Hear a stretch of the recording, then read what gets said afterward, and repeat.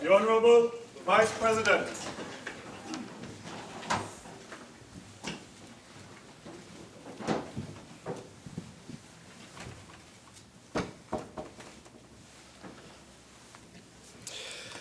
Let us pray. Almighty God, we willingly acknowledge you as the Supreme Being, most gracious and most merciful. Look down, we beseech you, on us who are members of this Senate, and deign to assist us in the duties that we have to perform on behalf of our beloved country of Trinidad and Tobago. Open our eyes to see the truth and help us to accept it with all its implications into our lives. Direct us, O Lord, in our deliberations so that setting aside private interests, unwholesome prejudices, and personal affections, we may treat all matters set before us with honesty, courage, and conviction. Through all we say and do in this Senate, may we give glory and honor to your holy name, inspire confidence in our fellow citizens, and make a positive contribution to the peace and prosperity of our nation. Amen.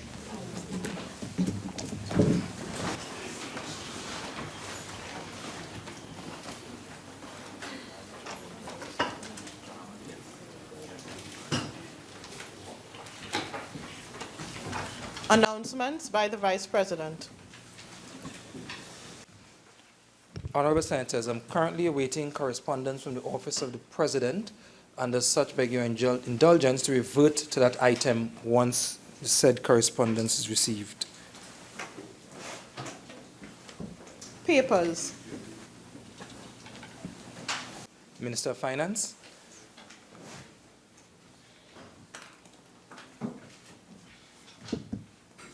Thank you, Mr. Vice President. I have the honor to lay on the table the following papers as listed on the supplemental order paper in my name. The financial statements of the National Information Communication Technology Company Limited for the year ended September 30th, 2015.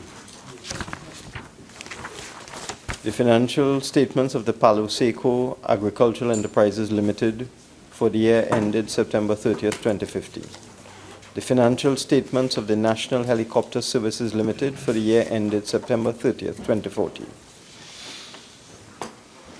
Presentation of reports from select committees. Senator Bodu.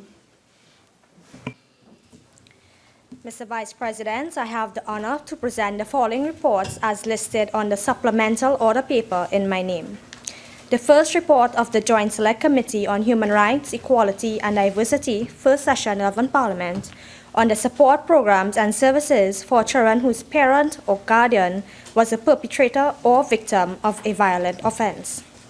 The second report of the Joint Select Committee on Human Rights, Equality and Diversity, First Session 11 Parliament, on the challenges faced by persons with disabilities with specific focus on access to services and employment. Urgent questions. Senator Mark. Thank you, Mr. Vice President. To the Minister of Education. In light of the admission by the Minister of a leak in the secondary entrance assessment exam results, what immediate measures will be taken by the Ministry to address this development? Honorable Minister of Education. Thank you very much, Mr. Vice President. The Ministry of Education has established a committee comprising one of its Deputy Permanent Secretaries, an investigating officer, 2 members of its legal team, the Assistant Security Manager, and an independent information technology personnel.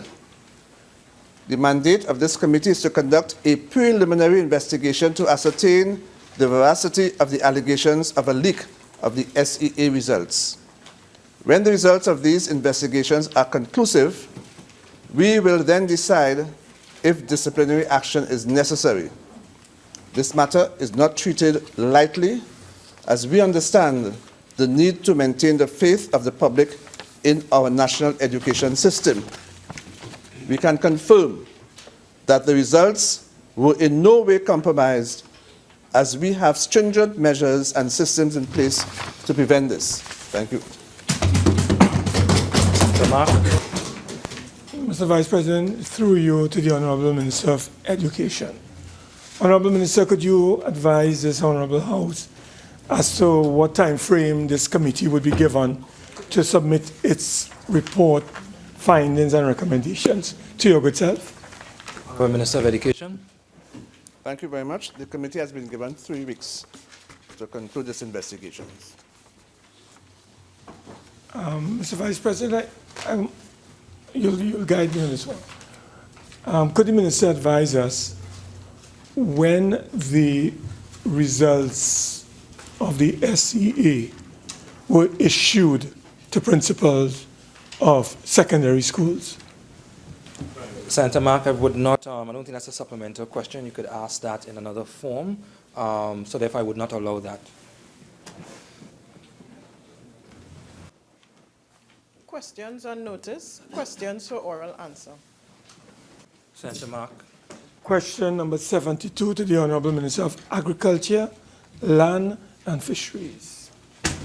Honorable Minister of Agriculture. Mr. Vice President, this matter has its genesis in the 2013-2014 period, as recorded in the final evaluation report of the European Union. On page 11 of that report, paragraph 34, and I quote, the European says this, and it's very instructive.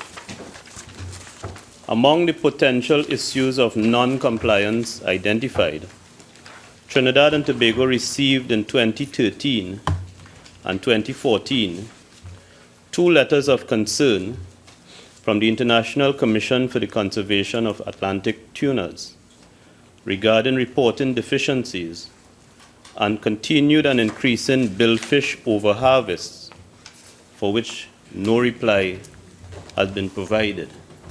And that, Mr. Vice President, the failure of the last administration, the concerns raised in 2013 and 2014 led to an official mission of the European Commission visiting Trinidad in November 2015 to evaluate the country's systems and programs for addressing illegal, unreported, and unregulated fishing. On the basis of that evaluation, the European Union identified a number of deficiencies in the country's implementation of its obligations relating to illegal, unreported, and unregulated fishing. And it is on that basis that the European Union indicated to the country that it was very concerned and the country faced official sanctions.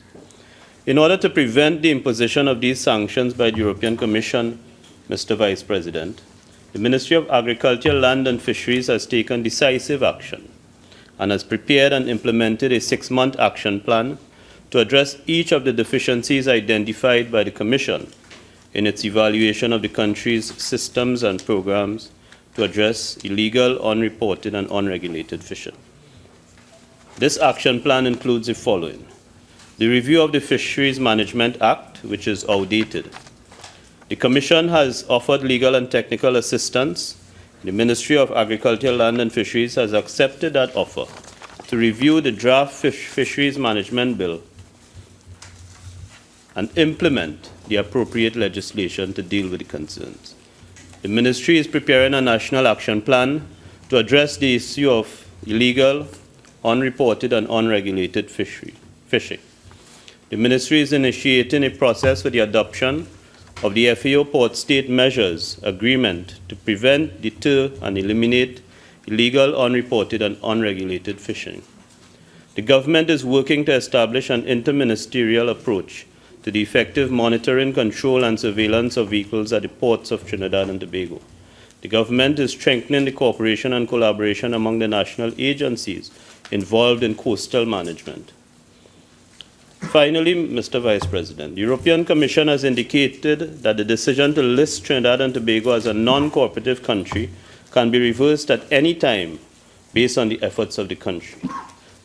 We are confident that Trinidad and Tobago will be removed from the list of countries facing the prospect of a red card from the European Union. Thank you.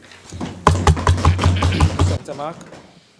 Yes, could the Honourable Minister indicate what period the 6-month action plan is supposed to be concluded, and would that plan be made available to the Parliament at the end of its conclusion? Honourable Minister of Agriculture. Mr. Vice President, by its very nature, a 6-month action plan will be concluded in 6 months. Senator Mark. Indicate us when that plan commenced, the 6-month plan, in what month, what date, as the case may be. Mr. Vice President, the 6-month action plan commenced in March 2016. Thank you. Senator Mark. Vice President, could the Honourable Minister indicate to us, in light of the 6-month action plan, whether the European Union has taken a decision to ease up on any intention on their part to impose sanctions on Trinidad and Tobago? Mr. Vice President, as I have outlined, the European Commission is working with the country, providing legal and technical assistance, and it is on the basis of the country's adherence to the 6-month action plan and the actions that are set out, the European Union or the European Commission will determine the further action or the absence of further action as appropriate. Senator Mark. Thank you, Mr. Vice President. Question number 73 to the Honourable Minister of Health. Thank you, Honourable Minister Mr. of Vice President. The answer to question number 73 is no. Senator Mark. I understand the question. To the answer of is no.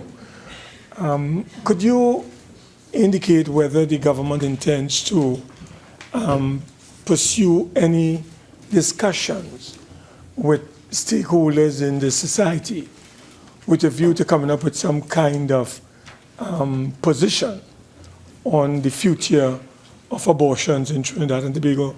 Honourable Minister. The answer to that question at this time is no. Senator Mark. Does the government intend to engage in any alteration of the Constitution to allow members of the national community to have a say via a national referendum on this whole issue of abortion in Trinidad and Tobago? Minister of Health. The answer to that supplemental question is no. Senator Mark. I have no more. No, too many no's. The answer to that is no as well. Okay, then you can move on to the next question. I think you are the asker of the next question. Too many no's, sir. So, Bazo D with no's. Thank you very much, Mr. No. Dr. No. Dr. No. Mr. Vice President, may I? Mr. Vice President, I'm sure there's a standing order to correct that pejorative statement. Yes, there is. And may I ask for that to be removed? Anything. Hold on. Let me rule. Yes, there is a standing order that does speak to imputing anything on the character of another member, be it from the lower house or otherwise. However, Senator Mark, go ahead and ask your next question. To the Honourable Minister. Oh, sorry, sir. Question number 74 to the Honourable Minister of Labour and Small Enterprise Development. Honourable Minister of Labour and Small Enterprise. Thank you very much, Mr. Vice President. In reply to question 74 posed by the Honourable Senator Wade Mark, I would like to share with this Honourable House and also with the Honourable Senator. On behalf of the Government of Trinidad and Tobago, I would like to once again extend condolences to the family members on the passing of Mr. David Francis. While we are not clear or certain as to the reason for this unfortunate act, government is aware of the adverse effects of job loss on workers, their families, their communities, and the nation at large. Such a loss may affect not only one's livelihood, but also one's emotional and psychological well-being. I wish to assure this Honorable House that this government is truly committed and will do all that we have to do, all within our powers, to preserve the lives and livelihood of our labor force. Mr. Vice President, this government has taken a holistic approach in its provision of support and guidance to affected workers in the development and implementation of a 10-point plan entitled Empowering Unemployed Persons, Turning Adversity into Opportunity. Mr. Vice President, implementation of the plan requires a multi-sectoral, multi-dimensional approach to counteracting the negative fallout of recent job losses. This includes the establishment of a national retrenchment register, provision of new job opportunities, provision of seed capital and startup business financing, and support in forming cooperatives, formation of small businesses, and cooperative focus on training and development, and hosting of a Jobs Empowerment Expo for retrenched workers in April of this year. Mr. Vice President, one element of the plan is the establishment of a national retrenchment register, which was launched in March of this year. To date, over 400 persons have registered on this register. Also, the ministry, in collaboration with key stakeholders, hosted an Empowerment Expo for Unemployed Persons team, Turning Adversity into Opportunity, on April 5th of this year at the National Energy Skills Center, Rivulet Road in Couver, Point Lisas, at which over 1,000 persons participated. The Jobs Expo afforded unemployed persons the opportunity to register with the National Employment Service, interact with potential employers from various sectors, and also to access information and assistance in the areas of financial literacy, health and wellness, counseling, training, retraining, certification, and entrepreneurial development. Mr. Vice President, as part of the holistic approach of the 10-point plan, the Ministry of Labor and Small Enterprise Development is leading discussions with other ministries and institutions to form a web of financial, health, psychological, and social services, as well as a directory of services. And these services will allow the retrenched and unemployed worker to navigate or to be referred to the appropriate and necessary service within this web.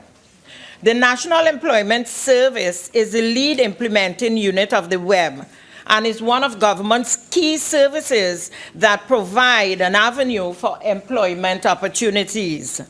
Through the National Employment Service, Mr. Vice President, job seekers can register, view vacancies, and post their CVs online. They can also receive job counseling and advice on preparing their CVs and getting ready for interviews. Employers also have the opportunity to register and to have their vacancies posted online on the ministry's website. Mr. Vice President, the ministry has also held discussions with financial institutions such as the Cooperative Credit Union League, the Bankers Association of Trinidad and Tobago, the Trinidad and Tobago Mortgage Finance Company Limited, to facilitate adoption of a more humane approach to unemployed persons who may have loans and mortgages with these institutions. The National Insurance Board and the Central Bank of Trinidad and Tobago have also given their commitment to provide financial guidance and support to unemployed persons. Mr. Vice President, at present, relevant ministries are also collaborating to ensure that unemployed persons who are in need of assistance to ensure are directed to appropriate services offered by the Ministry of Health, by the Ministry of Social Development and Family Services, and the Ministry of Community Development, Culture and the Arts, inclusive of the targeted conditional cash transfer program. Honorable Senator and Minister, your time is up. Senator Mark. Yes. Could the Honorable Minister indicate to this House, the Senate, how many workers have been able to access the National Employment Service unit of the Ministry of Labor, and how were they able to access various services? How many of them, rather, were able to access the various services as outlined by the Honorable Minister? Honorable Minister. Mr. Vice President, I'm not in a position at this point in time to provide the necessary information the Senator searches for, but certainly that information can be provided subsequently. But I can assure him that once unemployed persons register with the National Employment Service, what that unit does, it matches the CV of that unemployed person with the jobs that employers would have registered on our website. And once there's a match, then those names are forwarded to those employers. Senator Mark. Yeah, thank you, Mr. Vice President. Could the Honorable Minister indicate as well, in terms of the startups, in terms of small business accessing financing, how many retrenched workers you would estimate have been able to access startup loans through various financing mechanisms as you have outlined? Honorable Minister of Labor. Mr. Vice President, I do not have that information available at the moment, but I can certainly liaise with the other ministries involved, for example, the Ministry of Social Development, to identify, because they offer the seed capital, and I can seek to source that information for the Honorable Senator. Statements by ministers or parliamentary secretaries. Minister of Finance. Thank you, Mr. Vice President. I'm authorized by the Cabinet to make this statement on the resolution of Colonial Life Insurance Company, Trinidad Limited. Honorable Senators will be aware that in 2009, being of the opinion that the financial system of Trinidad and Tobago was in danger, the Central Bank of Trinidad and Tobago, pursuant to Section 44D of the Central Bank Act, exercised its emergency powers and assumed control of Clico Investment Bank, of Colonial Life Insurance Company Trinidad Limited, and British American Insurance Company Trinidad Limited. Further, in 2011, the Purchase of Certain Rights and Validation Act number 17 of 2011 was enacted to validate and facilitate the then government's bailout plan. The plan to restructure Clico and BAT involved the purchase by government of certain rights belonging to holders of short-term investment products, with Clico and BAT also known as policies. This plan included two components. A, the repayment of 27,927 short-term investment products in both Clico and British American, with total liabilities amounting to $12.6 billion. And B, the sale of the traditional insurance portfolios of Clico and British American to a suitable purchaser at a price consistent with independent valuations. In March 2015, the Central Bank, after consultation with the then Minister of Finance, announced the 2015 resolution plan. Pursuant to this resolution plan, which started on May 1st, 2015, the government received the cash component of its first partial distribution of 85% of its statutory fund liability as assignee of rights of statutory fund policyholders who accepted the government's 2011 bailout offer. In addition, over the period May 1st to August 31st, 2015, approximately 688.7 million was paid to 473 non-assenting short-term investment product holders, representing 53.7% of the total statutory fund liability to non-assenting short-term investment product holders. The plan also assumed that the sale of CLECO's remaining methanol asset would proceed and would provide sufficient cash to fund a second distribution to the government and equivalent policy holders. It is to be noted that the 2015 resolution plan intended that the government be repaid the first tranche of 85% of its short-term investment product policies, 7 billion, by way of 4 billion in cash, which was paid in March 2015, and approximately 3 billion by transfer of 3 assets, that is, shares in Angostura Holdings Limited, shares in CL World Brands Limited, whose main asset is shares in Angostura Holdings Limited, and shares in Home Construction Limited. These 3 assets were tentatively valued at 3 billion, but the transfer to the government of these shares was to be accomplished based on independent valuations. In this context, I can report the valuations of Angostura Holdings Limited and CL World Brands have now been completed at 935 million for Angostura Holdings Limited and 973 million for CL World Brands. The valuation of Home Construction Limited has not yet been completed, and therefore the central bank has offered to settle the balance with an immediate cash payment, which has the advantage of providing the government with immediate cash, while the transfer of the shares in Angostura Holdings Limited and CL World Brands will allow for an ultimate disposal strategy that can consider all the options available for Angostura Holdings Limited and can take cognizance, importantly, that the majority interest of these assets is still controlled by CL Financial. Members should note that Methanol Holdings International Limited is the holding company owned by CLECO and Consolidated Energy Limited, which in turn has as its main asset ownership of Oman Methanol Company, a methanol plant in Oman. The sale of Methanol Holdings International Limited and previously MHTL, the Trinidad Methanol Company, has always been one of the assets intended by the original shareholders' agreement between the government and CL Financial as being sold to repay government and other creditors.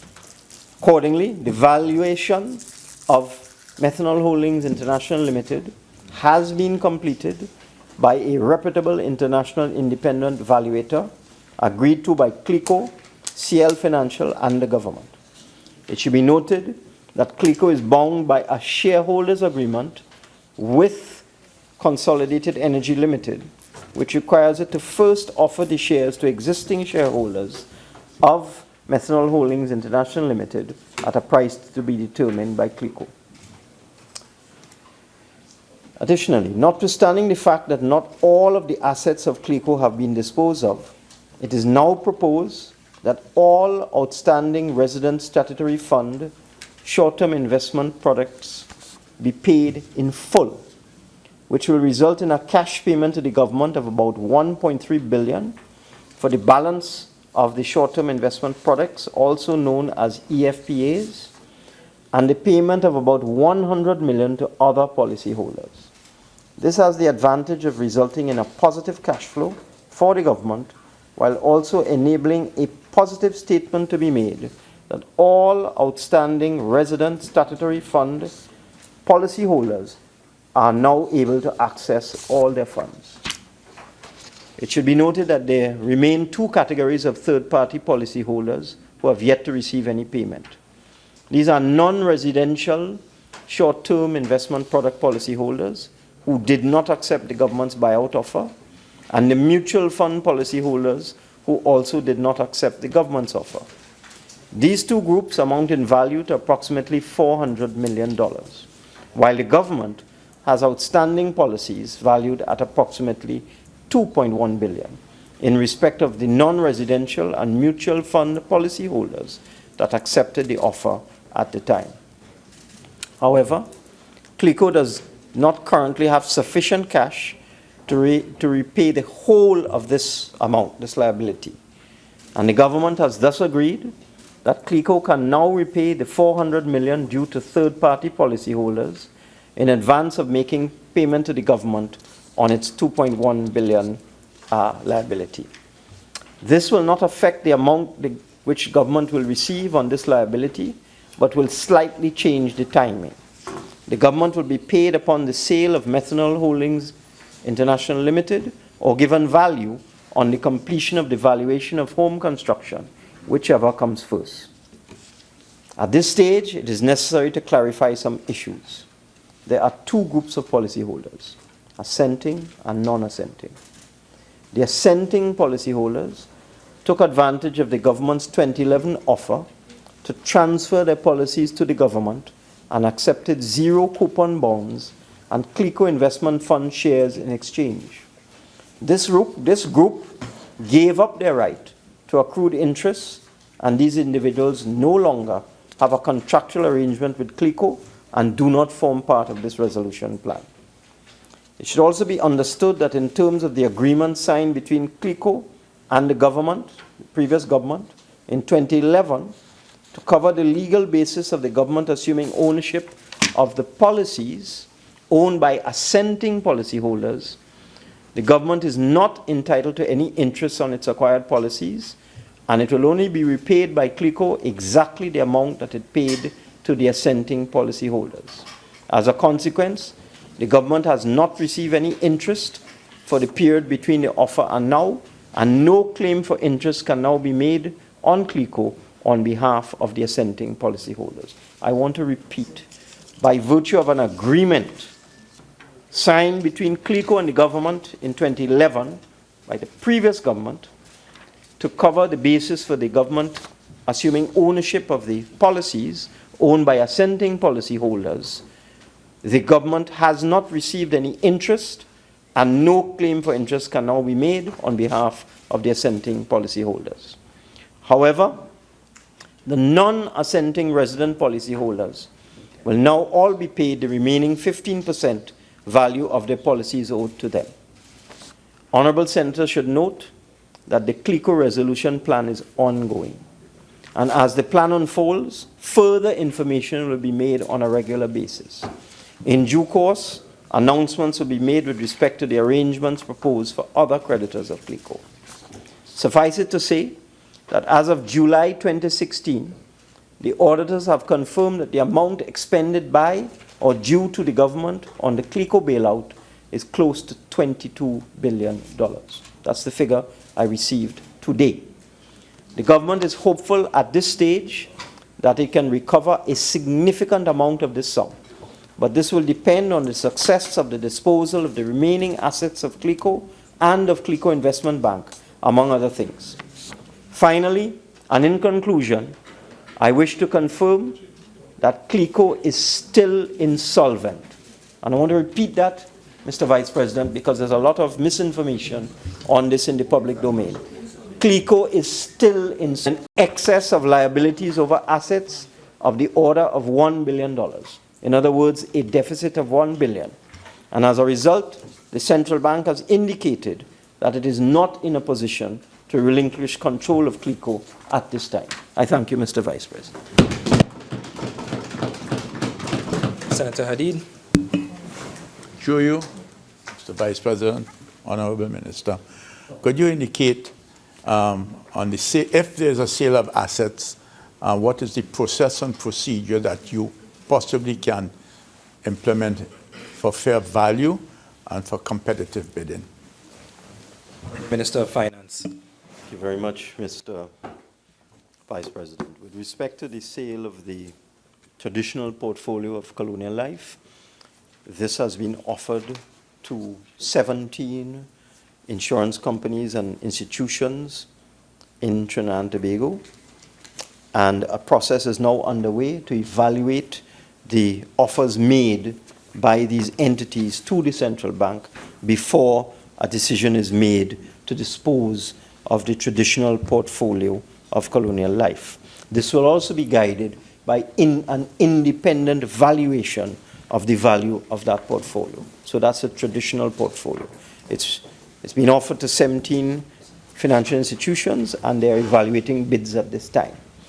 With respect to Angostura, CL World Brands, and Home Construction, the shares held by CLECO in these entities have been valued again by independent valuators agreed to by all the parties concerned.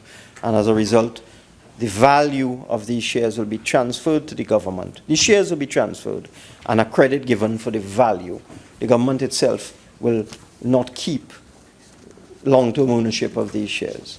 With respect to other assets such as shares in Republic Bank and other assets of CLECO Investment Bank, in every case, an independent professional valuation will be done before any decision is made with respect to the disposal of these assets. Public business, government business, bills, second reading. Honorable Minister of Finance. Thank you, Mr. Vice President. I beg to move that a bill entitled An Act to Provide for the Variation of Certain Duties and Taxes and to introduce provisions of a fiscal nature and for related matters be now read a second time. Honourable Senators will have before them the Finance Bill number 2 as amended in the House of Representatives. The significant amendment made in the House, in the other place, which I'll just deal with now before we move into this bill itself, was the date, an extension of the date for the amnesty on income tax, corporation tax, petroleum tax, value-added tax, and also for the filing of annual returns. Initially, I see it's still in the explanatory note, so that's something we need to correct. But initially, the date for the expiry of the amnesty was the 31st of August 2016. But based on representation made by members of the other place on both sides of the House, we decided to extend the amnesty to the 16th of September 2016. And you will see in the various sections, starting from Part 6, Corporation Tax, and going on to Part 7, Petroleum Tax, Part 8, Value-Added Tax, and so on, that the deadline for filing of annual returns and payment of outstanding taxes is now the 16th of September 2016. We felt we should give people a little more time. The reason why it's still in September is because we need the money to come in this financial year, and we didn't want to interfere with a normal collection period for taxes. Value-added taxes are usually received from the 25th of the month, whereas corporation taxes receive at the end of the month. So we wanted to end the amnesty before these deadlines in September. If we had put the amnesty to the end of September, people who have been submitting 2 different sets of payments and 2 different sets of documents, so that the BIR advised us that we should bring the amnesty to a close before the regular dates for collection of taxes. Now, let me go into the sections of the bill piece by piece. Quite a few of the measures are the formalization and legalization of a number of policy initiatives announced in the budget of October 2015 and also in the mid-year review. But the first item, which deals with visiting forces, is something that came up recently, Mr. Vice President. And by way of explanation, I would explain the purpose, the intent behind the measures. As I said, it did not originally form part of the fiscal measures announced in the 2016 budget. it treats with the Visiting Forces Act, Chapter 1404. This act provides for the presence, activities, privileges, and immunities of members of visiting forces. The act defines visiting forces as, among other things, any body, contingent, or detachment of the forces of a designated state for the time being present in Trinidad and Tobago in connection with official duties. As a result, the government of Trinidad and Tobago and the government of the United States of America entered into an agreement called the Status of Forces Agreement, or SOFA for short, in 2009. SOFA was concluded in advance of the hosting by the government of Trinidad and Tobago of the 5th Summit of Americas. It was aimed at governing the presence of United States military personnel in Trinidad and Tobago for the purpose of performing mutually agreed activities during the 2009 calendar year associated with the Summit of Americas. The intention was that SOFA would last for the year, just for the year 2009. However, it was decided subsequently to renew the Status of Forces Act in order to govern the conduct in Trinidad and Tobago of other mutually agreed activities by United States military personnel. Part 6 of the Visiting Forces Act provides for matters of taxation and exemptions to such taxation. For example, Section 24 of the Act allows that a visiting force may import into Trinidad and Tobago, free of customs duty and any tax, equipment for the visiting force, and such quantities of provisions, supplies, and other goods for the exclusive use of the visiting force. However, it was recognized that the Act does not provide exemptions from the liability to pay any tax to contractors from a designated state. So contractors from the United States, for example, providing services to the visiting forces were not exempt from tax. The Act does not allow for tax exemptions to contractors from the United States in connection with activities under the SOFA. To correct this anomaly, we have decided that a new Section 24A be inserted after Section 24 of the Act to provide that a visiting forces contractor be exempt from the liability to pay tax. A visiting forces contractor would be any person other than a resident of Trinidad and Tobago who is contracted by a visiting force and approved by the minister with responsibility for national security for the purpose of providing contracted services to the visiting force.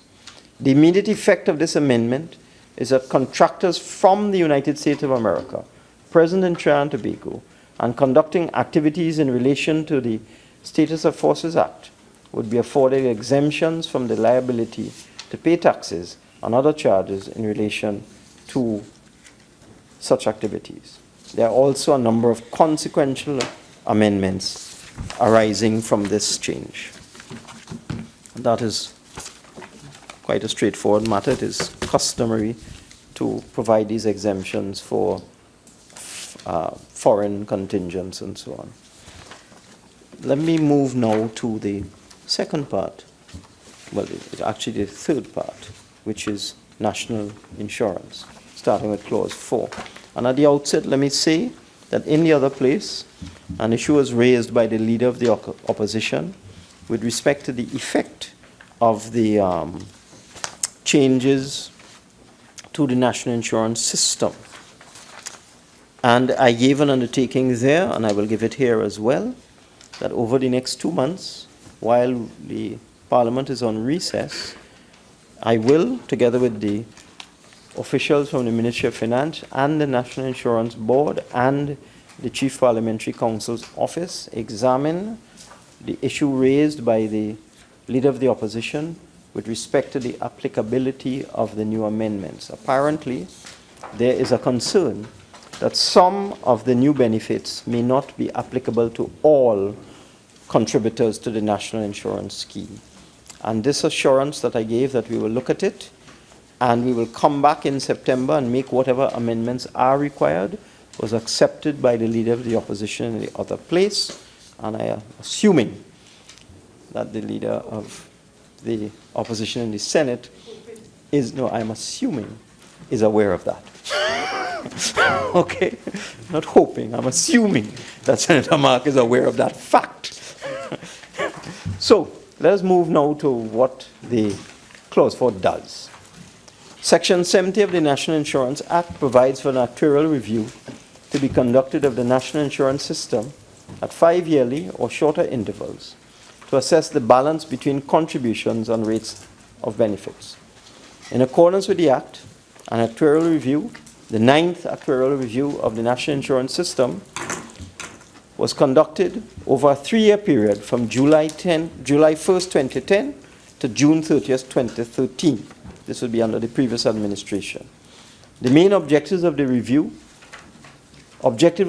was to assess the long-term financial condition of the National Insurance Fund and to look at possible ways to improve contribution and benefit provisions. The Act requires that the review be laid in Parliament. In fulfillment of such a requirement, you may recall that the actuarial review was laid in the Parliament in November, in the other place on November 27th, and it was laid in the Senate on December 8th, 2015. Coming out of the actuarial review, it is obvious there is a need to plan for a combination of future contribution rate increases and measures to reduce the cost of the system.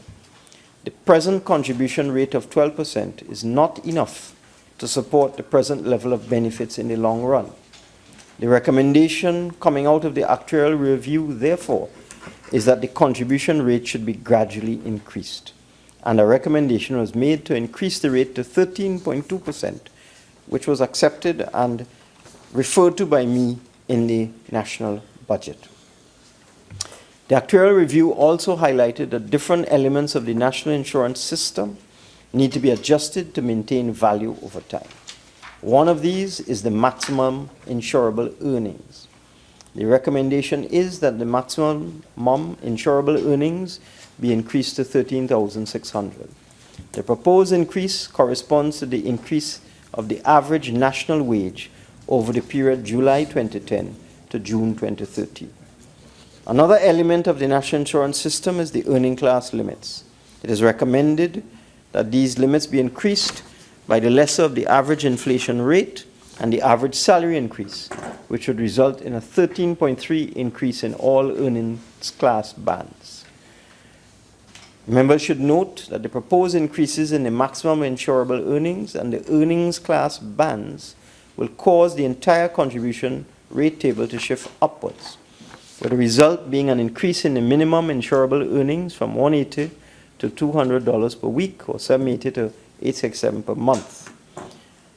The amendments to the Act will impact the following: the table of earnings classes, the contribution amounts, the table of conversion rates, and the benefit tables for basic earned pension rate, increments for retirement and invalidity, survivor benefit, increment rates, sickness and maternity benefit rates, employment injury and death benefit rates.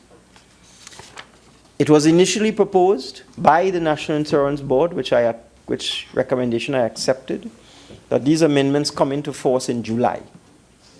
However, as it turned out fortuitously, before I went to the other place with this bill, the National Insurance Board requested that we defer implementation of the amendments to the 5th of September 2016 because they wish to engage in wide-ranging consultation with stakeholders associated with national insurance.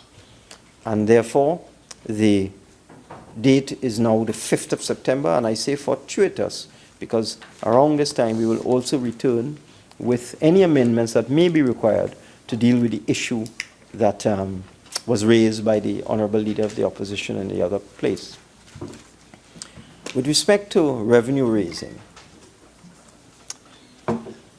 I draw attention to clauses 6, 7, 8, and 9 of the bill. In previous years, there has been a tremendous response to an amnesty granted to give a one-off opportunity to taxpayers who fail to file returns to bring their tax status up to date. In fact, as I indicated in the other place, there was an amnesty around 2011 or 2012 when Minister Dukaran was the Minister of Finance, and I recall that the collections from taxes arising from that amnesty, the additional collections, were almost $2 billion. We do not expect to raise $2 billion, but we expect to raise about $500 million. And things, well, we'll see. And things are tight. So every penny counts. Things are not good. In light of this, another amnesty is being recommended, since it is believed that the taxes which the state stands to collect far outweigh the penalties to be collected. Senators may or may not be aware that many taxpayers simply dispute the assessment done by Inland Revenue and then allow the matter to go to the Tax Appeal Board at the expiry of the 6-year limit, and then take the matter into the court thereafter, tying up the system for many, many years. And since you're dealing with tribunals, the outcome is never certain. You know, they say the court is a lottery, and there's no two ways about that. It is true. So that the benefit of an amnesty, it encourages people to pay their taxes without having to deal with the problem of penalties, so that the taxes that we stand to collect far outweigh the penalties to be collected. The amnesty will also, and I've heard Senator Hadid, he must know something I don't know, would encourage taxpayer compliance. Since Senator Hadid has said we'll get more than 500 million. Well, we'll see. I don't doubt. Now, the amnesty is applicable to income tax, corporation tax, business levy, green fund levy, value-added tax, and for the first time, petroleum tax. The previous amnesties only dealt with income tax, corporation tax, value-added tax, and so on. They did not deal with petroleum tax. And the reason why we've now included petroleum tax, based on certain decisions made recently with respect to past due taxes owed in the petroleum sector and collections by the Board of Inland Revenue, with respect to precedents that have been set, the Board of Inland Revenue has advised me that they believe that for the first time, they can get oil and gas companies and energy sector companies to take advantage of an amnesty of this nature and to pay outstanding taxes that they might not otherwise have paid. So we're including the petroleum sector in this amnesty. As I said, every penny counts.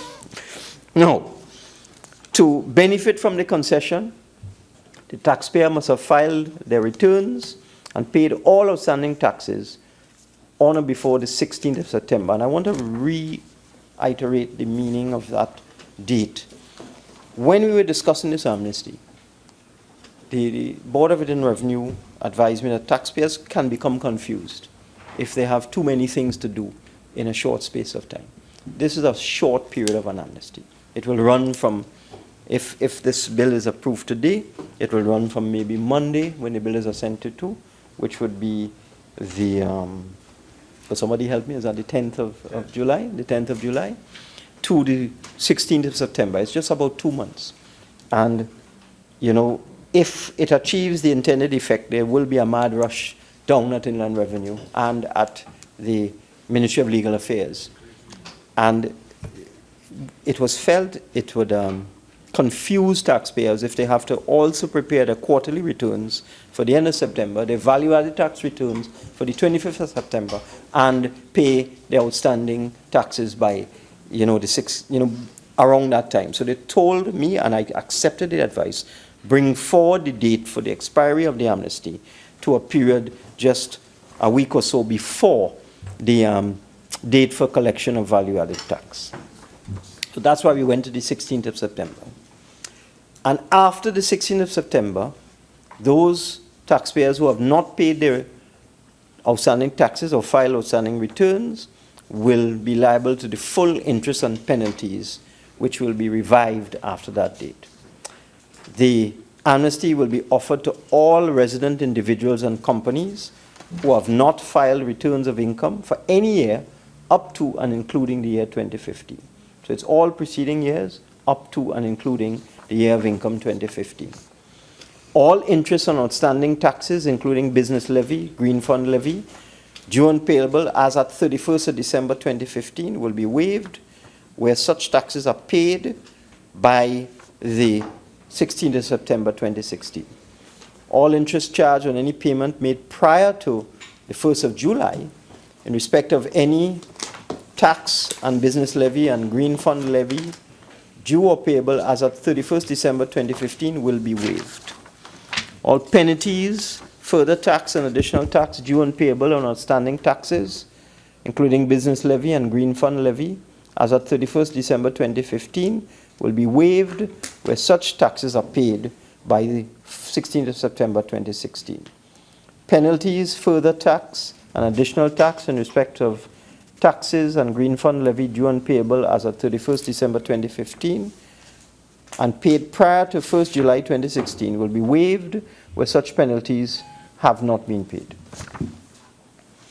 Penalties on outstanding returns for the years of income up to and including the year 2015 will be waived where such returns are filed by the 16th of September 2016. Penalties with respect to returns for the years of income up to and including the year 2015 and filed prior to 1st July 2016 will be waived where such penalties have not been paid. And let me explain that. Quite often people file returns, but they don't pay the penalties. They comply with the filing aspect of the law, but they don't comply with the penalty aspect of the law. But we are now going to waive any outstanding penalties where such returns were filed prior to the 1st of July. And where any returns, taxes, and levy remain outstanding after the 16th of September 2016, the penalties, interest, further taxes, and additional taxes which would have been payable on such returns will be revived and become payable as if the waiver had not been granted. And as I said in the other place, I would ask all honorable senators and the population at large, make your best effort not to arrive at the Board of Inland Revenue on the 16th of September. I remember, and it's personal experience, where there was an amnesty in the past with respect to the filing of returns. I got to the Ministry of Legal Affairs at about 3:45, 15 minutes before the deadline. And, you know, so I have experienced this myself. We are all, Trinidadians do this sort of thing. Trinidadians and Tobagonians do this sort of thing. So I would urge members, anybody you can talk to, and I'll urge the national population, once this bill is assented to next week, can you please start filing your returns and paying your taxes.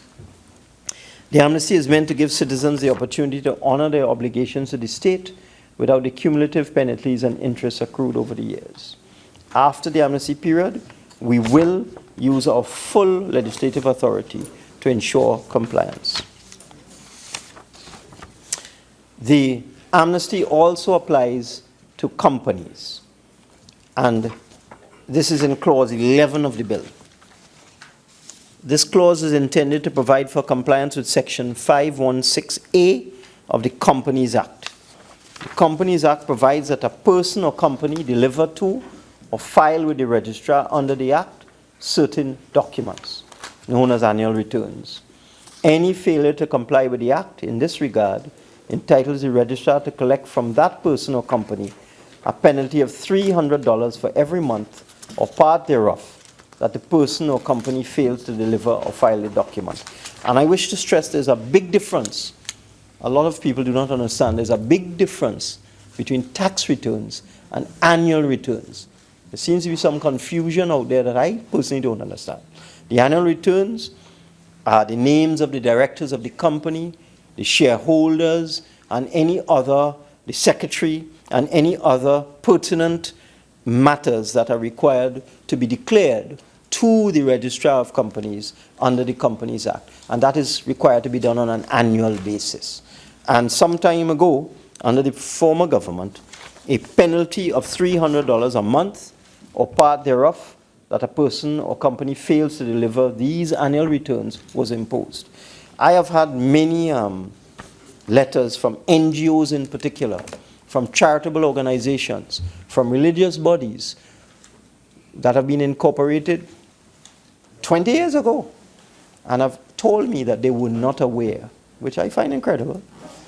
They write me and they tell me they were not aware they were required to file annual returns. Now, they're incorporated and they fall under the Companies Act, and Section 516 is crystal clear to anybody who reads it that you are required to file your returns of particulars on an annual basis. It's actually on the anniversary date of the incorporation of the entity. But for some reason, there are a large number of NGOs and charitable bodies in Trinidad and Tobago who simply have not filed the returns. Some have never filed the returns after the first incorporation and the filing of documents at incorporation. They have never filed annual returns. In fact, listening to the Attorney General in the other place, the numbers are staggering. He said there could be as many as 30,000 companies and incorporated bodies that have not filed returns since incorporation. I think the number I heard was 28,000. So that all of you, honorable senators, Mr. Vice President, through you, who are familiar with these NGOs and these charitable bodies and not-for-profit organizations who say that they didn't know that they were not supposed to, that they were supposed to file returns, please communicate with them. They now have a 2-month opportunity to file all the returns, and all penalties will be waived. The $300 per month will be waived. Some of these small entities owe as much as $25,000. You can see how long they haven't filed. They owe $25,000 in penalties. And for some of these entities, well, they simply can't afford to pay that.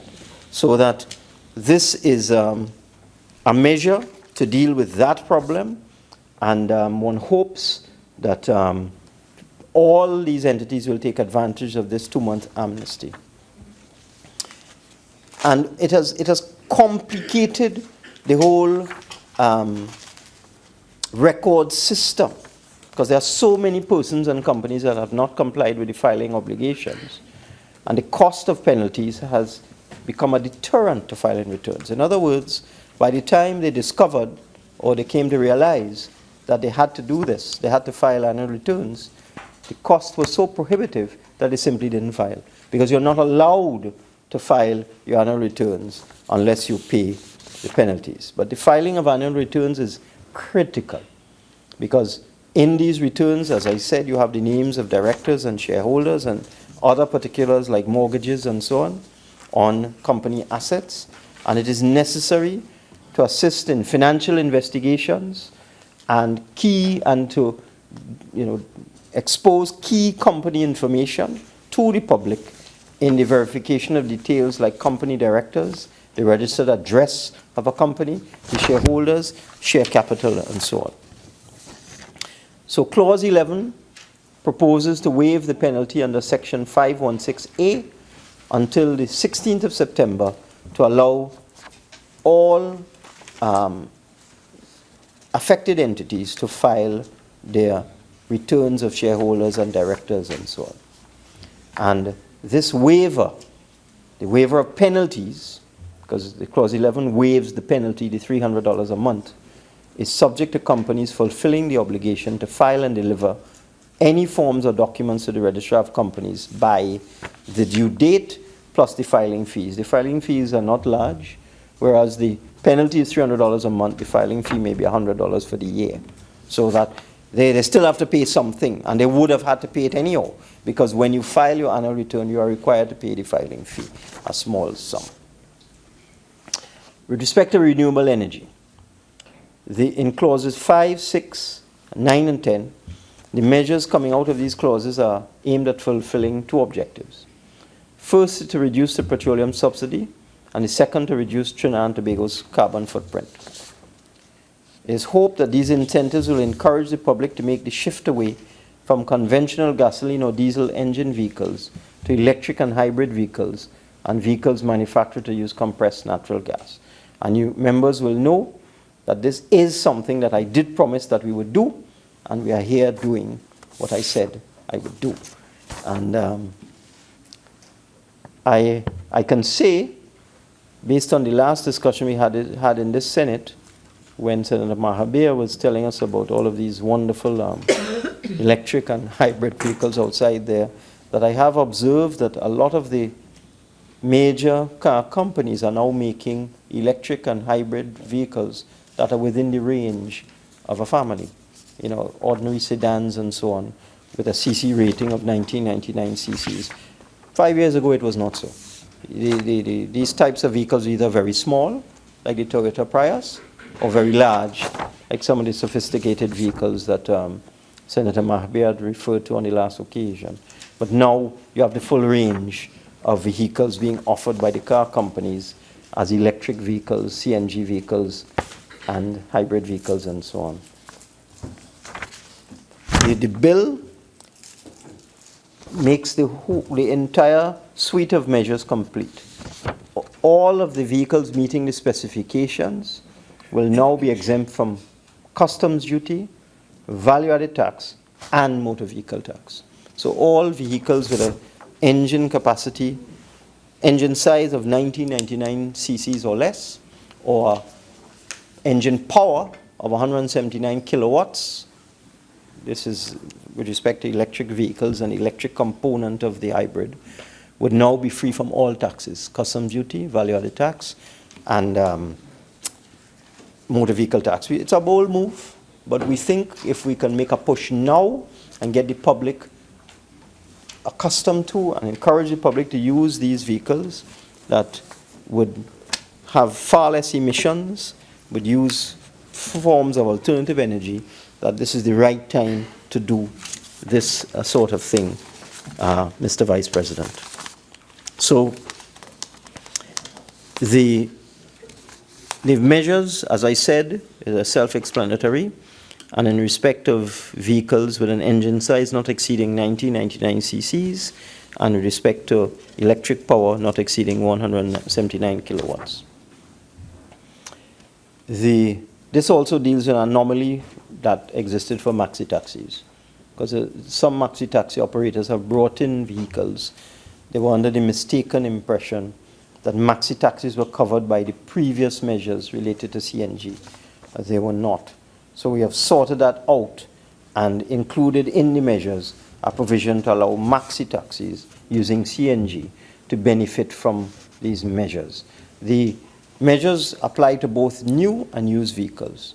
The only restriction on used vehicles is that the vehicles must not be older than 4 years from the year of manufacture, rather than the 2 years as currently provided in the law. So the current provisions had indicated that if you were bringing in a used vehicle using CNG, it should not be more than 2 years old. We've changed that to 4. We're harmonizing the arrangements with respect to used vehicles so that all foreign used vehicles have a 4-year restriction now. So we decided to include in that 4 years electric, CNG, and hybrid, so that there will be no confusion with respect to different time frames for different types of vehicles. With respect to CNG kits, the legislation allows for the inclusion in the suite of incentives for a wear and tear rate of 25% for CNG kits. So it's not just initial acquisition, you now can get tax write-offs in terms of wear and tear. With respect to the construction sector, the Income Tax Act now provides for the exemption from income tax gains or profits derived from the initial sale of a residential house site being part of a land development. The deadline date for the completion of these residential house sites is currently December 31st, 2018. These measures were introduced in 2012, 2013. I am aware that construction projects can take a long time, as I've indicated in the other place. It can take you 3 or 4 years to get the approvals, 1 year to get the money, and then when you finish with that, you just have a couple of years to finish the project and get your completion certificate, because that's a requirement to avail yourself of the exemptions. So, in order to encourage people to get involved in the construction of land developments, providing residential house sites, multi-story car parks, and commercial buildings. We are increasing the timeline for the completion of these multi-story car parks, commercial buildings, and land developments providing residential house sites from December 31st, 2018 to December 31st, 2025, 9 years from now. And we think that gives enough time for people to plan and to get their car parks and their commercial buildings and their house sites going. This has many benefits. It will encourage investment in the domestic economy. It will stimulate manufacture and sale of construction products. It will create employment. It will rejuvenate a number of areas that are currently dilapidated. And most importantly, with respect to car parking, it will deal with a chronic problem that we have at this time. The start date of October 1st, 2012 has been maintained so that this only applies to commercial buildings, multi-story car parks, and land developments yielding residential sites that started on or after October 1st, 2012, but they can now be completed by December 31st, 2025. We've also included a new incentive, and this is with respect to the construction of multi-family dwelling units, multi-story, multi-family dwelling units. We are now giving a similar incentive to developers who construct multi-family dwelling units. They'll be exempted from income tax, gains or profits from the sale or letting of multi-family dwelling units. Again, this will go until December 31st, 2025, but will apply to multi-family dwelling units projects that started after the 1st of July 2016, because this is a brand new initiative. Previously, it was only commercial buildings, car parks, and land development leading to a house site. We're now including multi-family dwelling units, and this will apply to multi-family dwelling units where the construction has started on or after the 1st of July 2016, and the incentive will apply until December 31st, 2025. So this will bring the whole range of construction activities into play. I just want to say something about agriculture, the agricultural sector. In the budget, I had indicated, and it's in our manifesto as well, that we would seek to exempt all inputs into the agricultural sector from taxes of any kind. I want to state that under the value-added tax at this time, there is relief on the imposition of VAT for persons carrying out the business of commercial fishing. Provides relief for importation of fishing boats, marine engines, fishing nets, and other capital equipment solely used for the purpose of commercial fishing.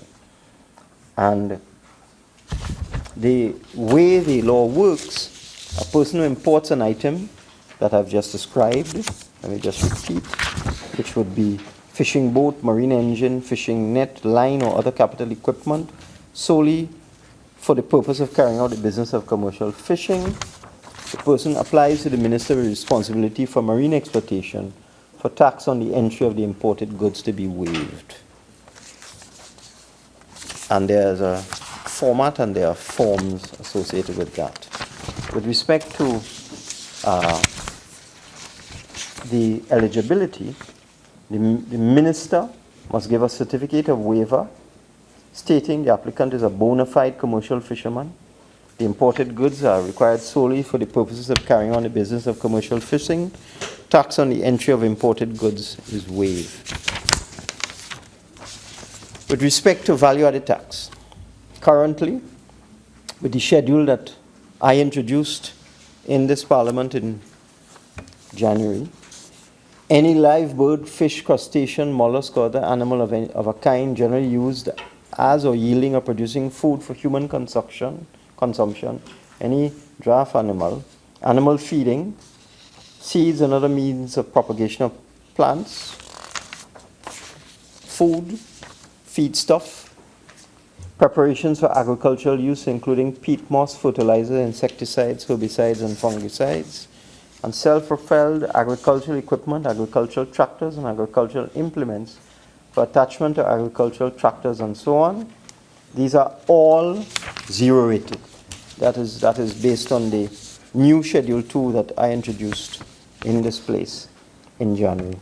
With respect to customs, and this is not well known, under Section 9 of the Customs Act, Section 9.2, the President, which means the Cabinet, by order published in the Gazette, can remit or refund and designate a person or any class of persons to whom a remittance or refund of customs duty may be made, describe goods or class of goods in respect of which such remittance or refund shall be paid, and specify the quantum of refund or remittance. So as Minister of Finance, I intend to formalize the application of Section 9.2 of the Customs Act by way of a note to Cabinet to determine all of the agricultural inputs, whether it be vessels, vehicles, tractors, equipment, implements, and etc., all of the inputs to agriculture, chemicals, etc. I intend to provide a framework, which is what was missing before. Clarity was missing with respect to which items will now qualify for full exemption from duty, and this will now be managed by the Ministry of Agriculture. Honourable Minister, you have 5 more minutes. No problem, I'm nearly finished. Thank you very much. I'm nearly finished. So since we have detailed provisions existing already for fishing boats and so on, marine engines, we need to bring that same sort of clarity in the value-added tax for other types of agricultural activity. It is confined to fishermen. So we need to bring the same sort of clarity in the Value-Added Tax Act with respect to other types of agricultural personnel, farmers, and so on. Come into that. And with respect to motor vehicle tax, currently it's quite a convoluted system. So again, I intend to make it crystal clear that motor vehicle tax on agricultural vehicles will be exempt from motor vehicle tax. That will be done later in the year. But the vehicles must be approved by the Minister of Agriculture. Because you have a lot of people who buy a Prado, which they never would drive on a farm or estate, and say it's an agricultural vehicle. We are not going to allow that. So that the Minister of Agriculture will have to determine the person is a bona fide farmer. They are using the vehicle for agricultural purposes. If they use it for some other purpose, like running taxi, the exemptions will be revoked. So that framework will be put in place later in the year to allow motor vehicle tax to be waived from for agricultural vehicles. So we're going to harmonize it so that all of the incentives available to fishermen will also be available to other types of agricultural people involved in agriculture.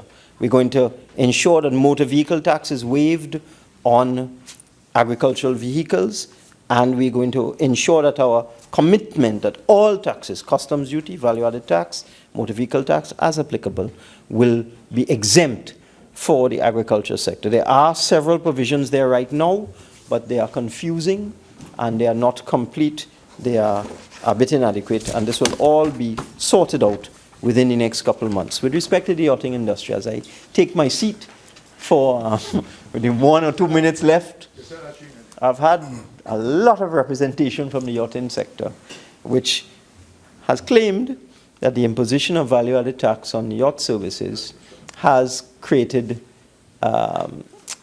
adverse effect on the number of foreign yachties that come to Trinidad and Tobago. One of the things we have to be very careful about, though, is that in exempting an entire sector, there are unintended effects. And there are a lot of Trinidadians, yes, who take advantage of these incentives. So we have to work out a framework that it is the people we wish to encourage to Trinidad and Tobago to stimulate employment and investment and and foreign exchange and so on, that those are the ones who would benefit from an exemption of value-added tax. But as you will know, Senator Hadid, I say as you will know, yeah, but as you will know, there are people who have multi-million-dollar yachts in Trinidad and Tobago who previously got exemptions from VAT. That was never the intention. So the framework we will work out over the next couple of months will be focused on the maritime sector, focus on earning foreign exchange, focus on employment, focus on encouraging foreign yachties to come here rather than to go elsewhere and serve the purpose that was intended. But we are going to provide appropriate relief. Look at the registration of vessels. And yes, we definitely have to look at all aspects of the maritime sector. So with those words, Mr. Vice President, I beg to move. Honourable Senators, I shall now propose a question for debate. The question is that a bill entitled An Act to Provide for the Variation of Certain Duties and Taxes and to introduce provisions of a fiscal nature and for related matters be now read a second time. Senator Mark. Thank you. Thank you very much, Mr. Vice President.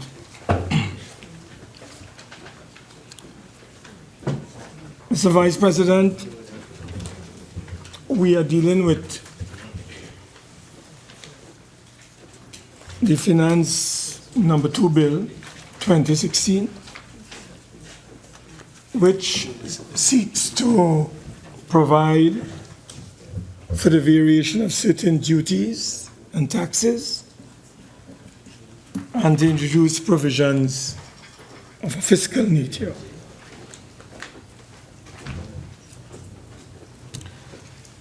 But before I deal with the revenue part, the expenditure part of this economy, briefly, and then get into the provisions that are before us. Mr. Vice President, I always learn as a basic principle from my training and background. When measures are introduced,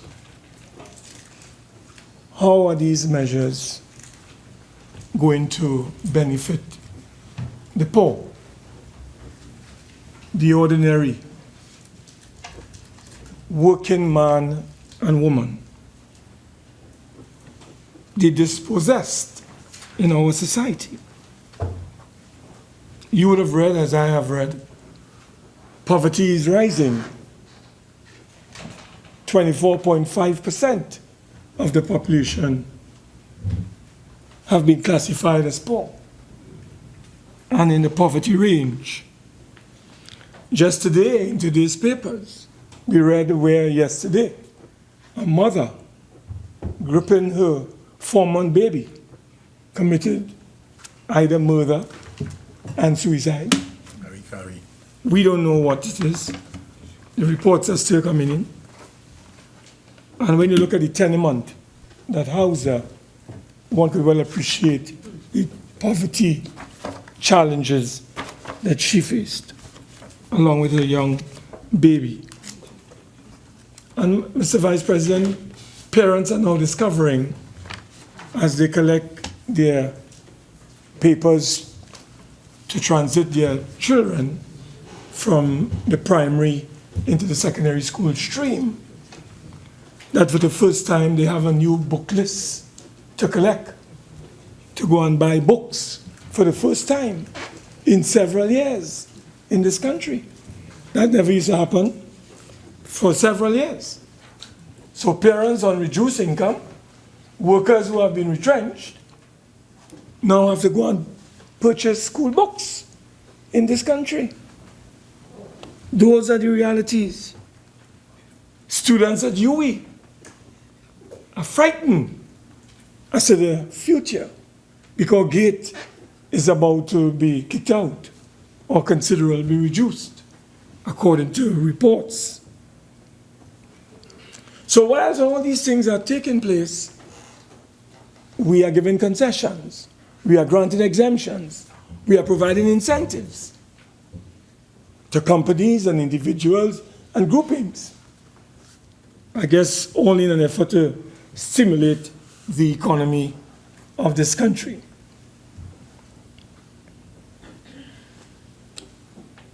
We understand amnesty is in the air.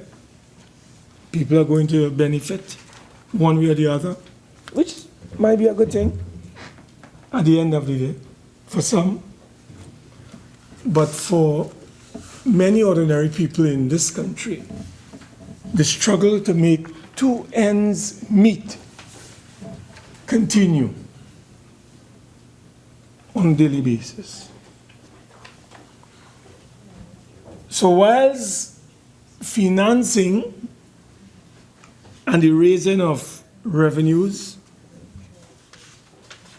has been outlined by the minister to some extent, and the providing, or the provision, I should say, of incentives for housing sites, commercial buildings, commercial car parks, multi-family dwelling units.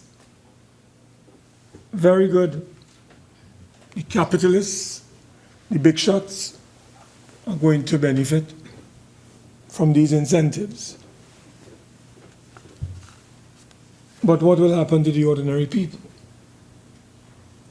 We already know, Mr. Vice President, that expenditure in this country is lower than initial estimates. We know that capital expenditure has slowed. The economy has stalled, literally. The Honorable Minister of Finance is attempting to kickstart the economy by announcing several initiatives and measures. We know that the construction industry has collapsed. And again, measures are being promoted to see how it could be revised or revitalized. So there are major challenges facing this society, Mr. Vice President.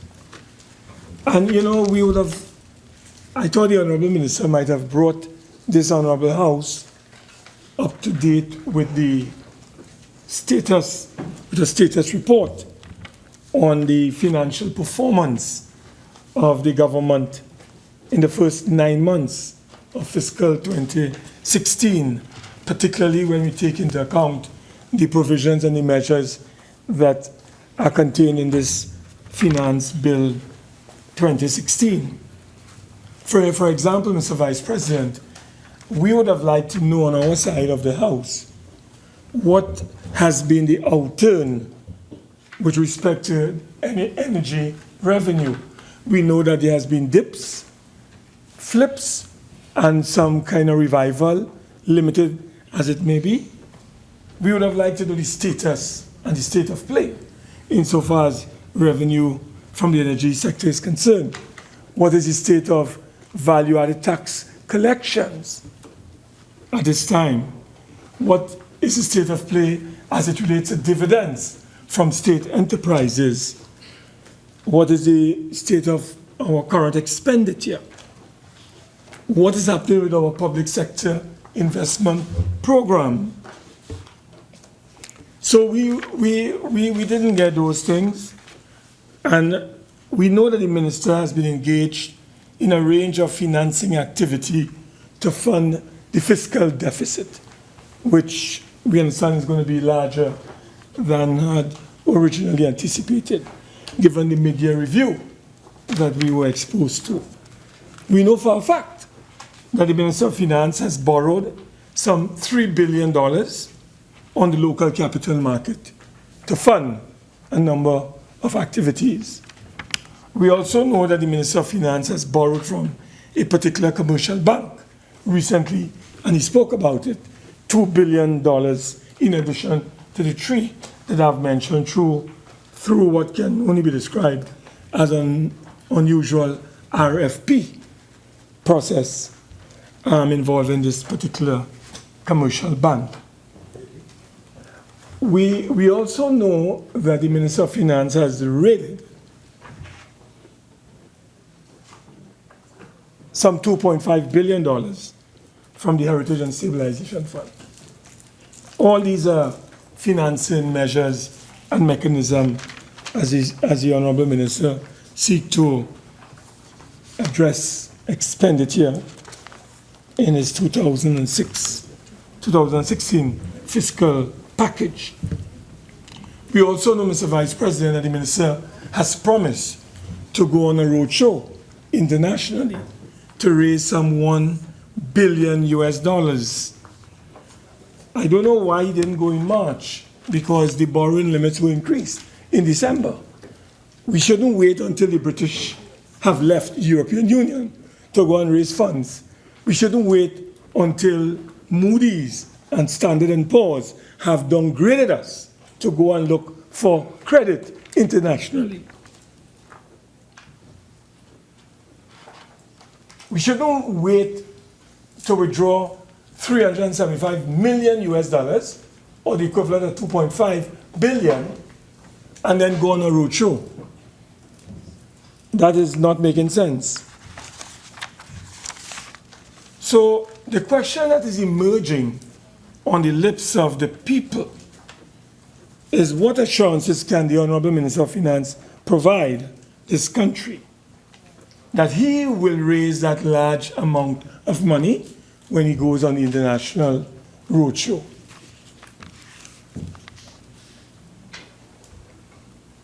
We also know, well, I shouldn't say we know, I should ask the Minister when he's winding up to advise us whether he has access, with the blessings of the central bank governor, $1.8 billion from the blocked account of the central bank.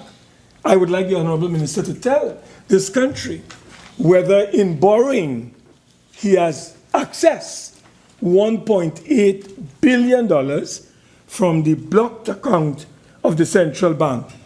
My information, Mr. Vice President, is that these funds are supposed to be used for liquidity management and not for deficit financing through treasury bonds and notes. So we understand from reports that we have gone into that blocked central bank account. I would like the Honorable Minister to tell us. Mr. Vice President, as we look at these measures, we look at those measures in the context of the financing realities and the economic realities, rather, that we face. We look at what are the government financing plans. We would like to know. We would also like to know, with 3 months to go before the end of this fiscal year, what are the growth and investment strategies of this government, Mr. Vice President? To us, on our side, there does not appear to be an integrated, coherent, and comprehensive plan and or strategy and or policy for genuine economic, social, cultural, and sustainable development, growth for this country. We haven't been able to see that thus far, with 3 months ago before the close of the financial year 2016. So, you know, the population is asking, and I mean no disrespect, but the population is asking whether the government knows what it is doing. That is what the people are asking outside here. We seem to be going nowhere fast, and people are concerned.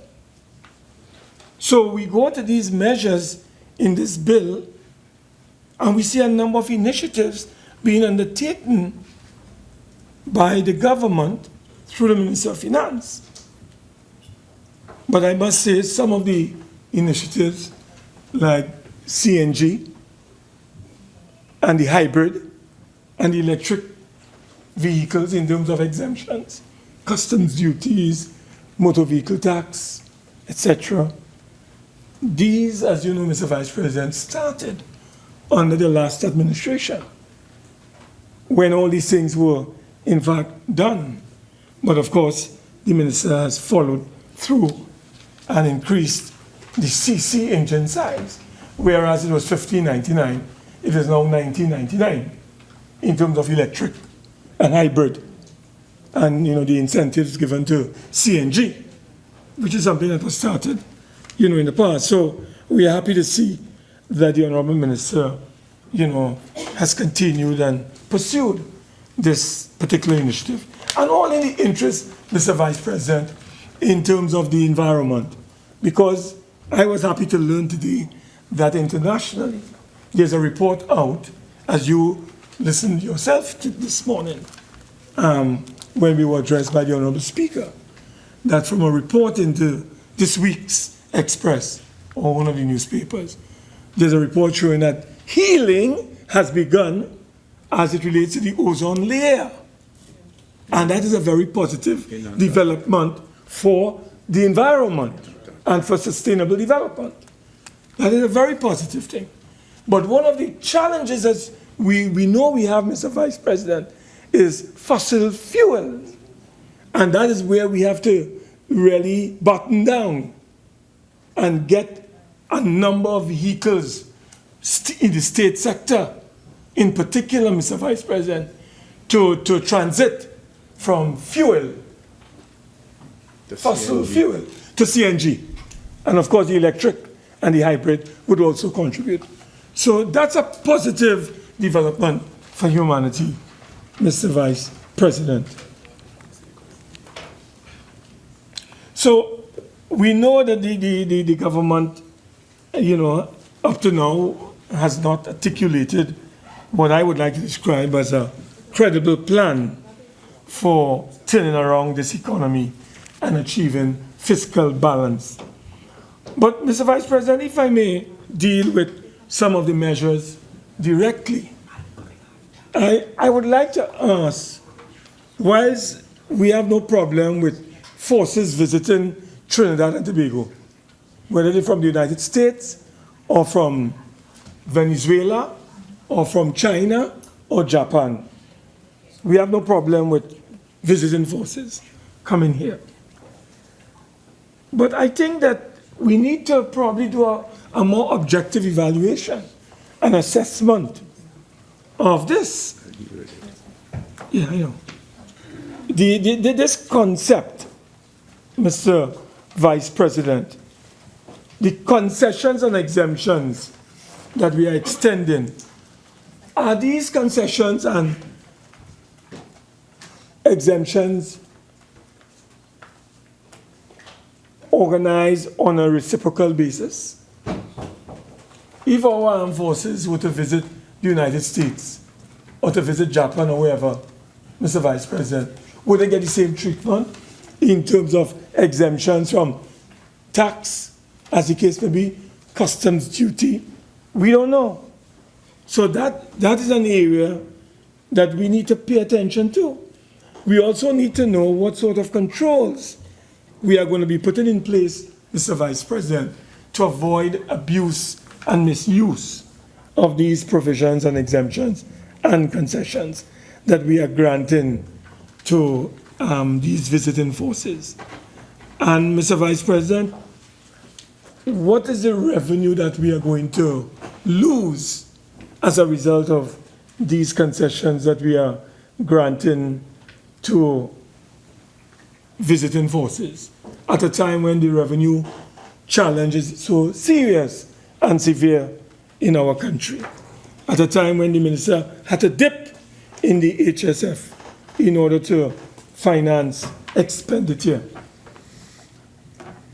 So there are some implications that my colleague, Senator Hadid, will address when he speaks on this matter in a much more detailed way. Now, I agree with the Honourable Minister. It was raised, that is the national insurance matter was raised in the other place, and that he has undertaken to look at this matter.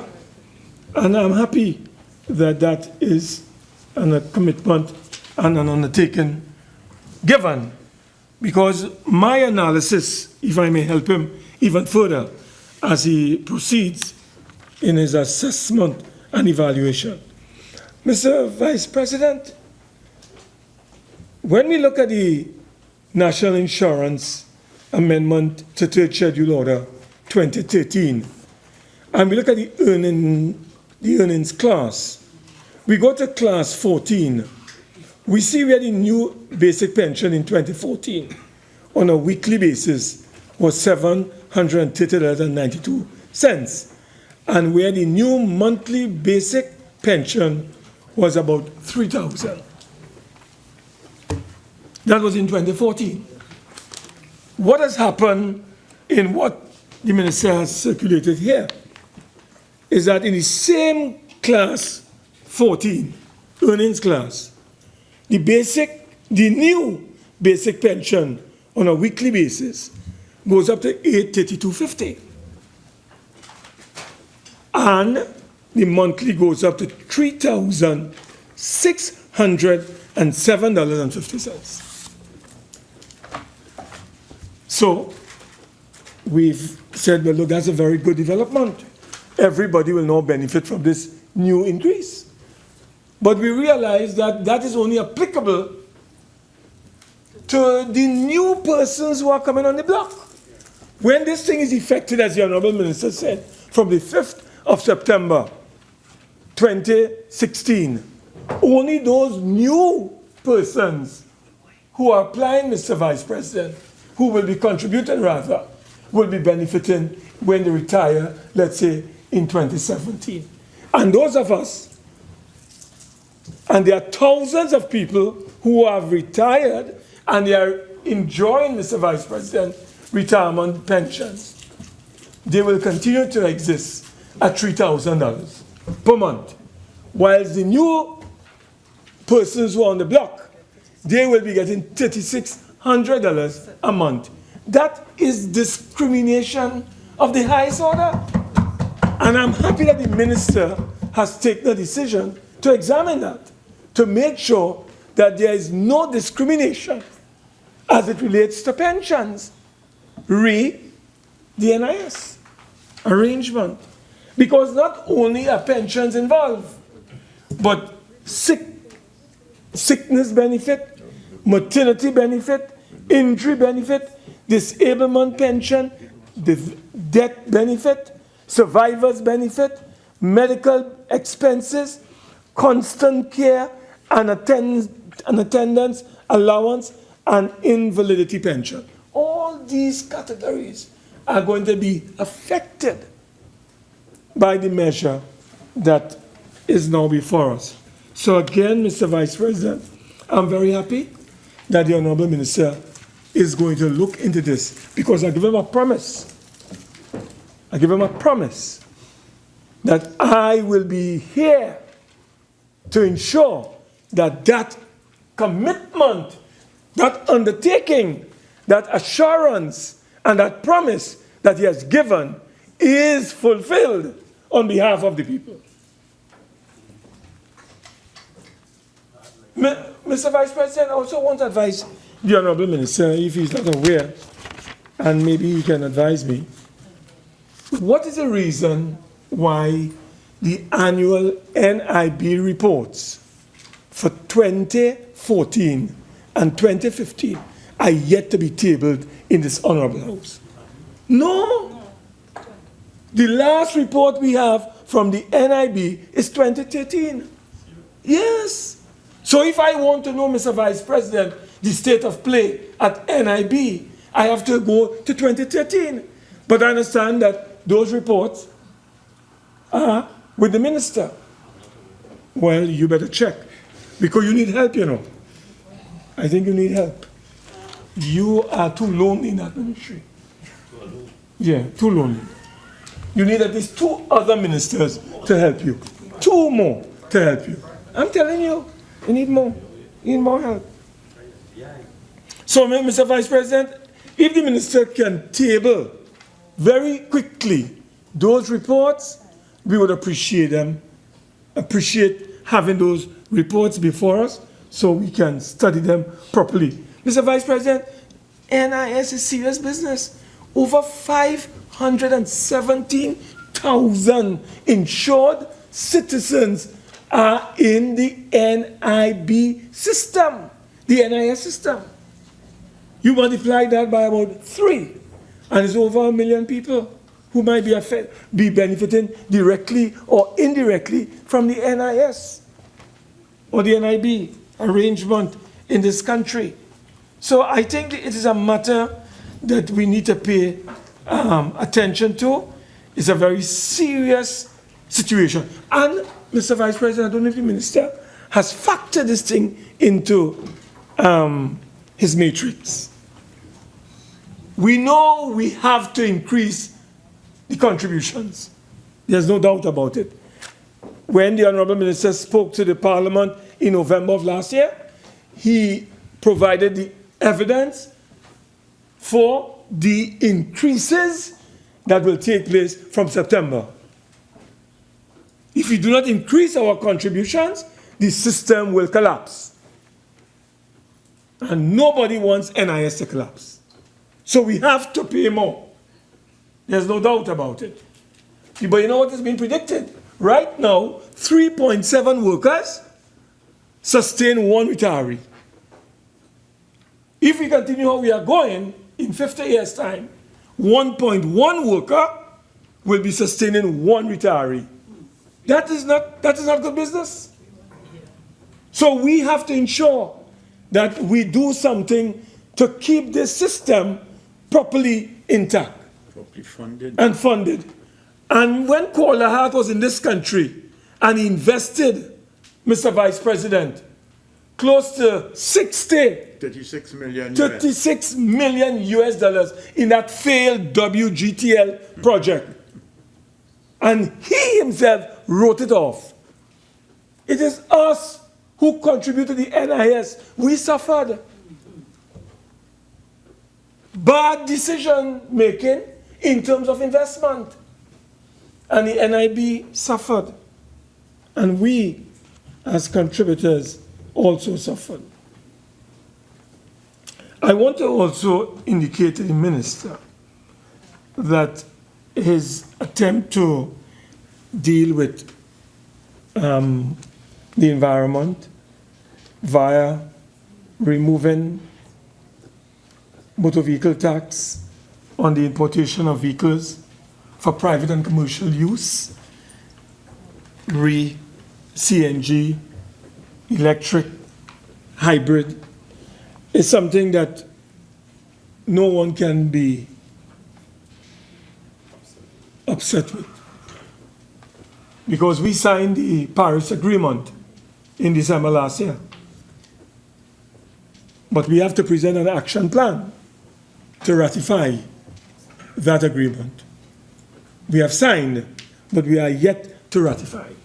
So we hope that the government will take action to deal with this matter of the Paris Agreement. And maybe the minister could tell us, as we seek to address carbon footprints, as we seek to phase out the use of fossil fuels, as we seek to incentivize citizens to purchase hybrid, electric, and transit to CNG, he can probably share with his Senate when this government will be submitting its action plan to the United Nations. Read the Paris Agreement. Our information, Mr. Vice President, is that you need to submit that action plan to the Secretary General of the United Nations before you can ratify that particular agreement that 155 countries signed off on a couple months ago in Paris. The most countries that has ever signed off on such an agreement. So we look forward to that. And Mr. Vice President, as I'm on this question, I also would like the Minister to tell us what initiatives are being taken, what steps are being promoted to ensure that the PTSC, WASA, TSTT, TNTEC, and Petrotrin migrate to CNG by 2020. we need to get those state entities onto the CNG route. Quickly, Mr. Vice President. Mr. Vice President, I want to bring to the attention and the notice of the Honorable Minister. Maybe it is an oversight, maybe he's not aware, but I want to point out to the Honorable Minister that under Part 7 of this bill, where he proposes a waiver of interest and penalties on outstanding taxes for the petroleum industry, I would like to let him know that on closer scrutiny and analysis, there appears to be an error or an oversight in this matter. The bill in its current form amends only the table in Section 16 of the Petroleum Taxes Act by inserting Section 103A of the Income Tax Act. And this creates an amnesty or waiver of interest. However, Section 16 of the Petroleum Taxes Act resides in Part 1 of that Act and treats only with petroleum profits tax, because there are three types of petroleum taxes in this country. PPP, no, I was the People's Popular Movement. People's Partnership, no.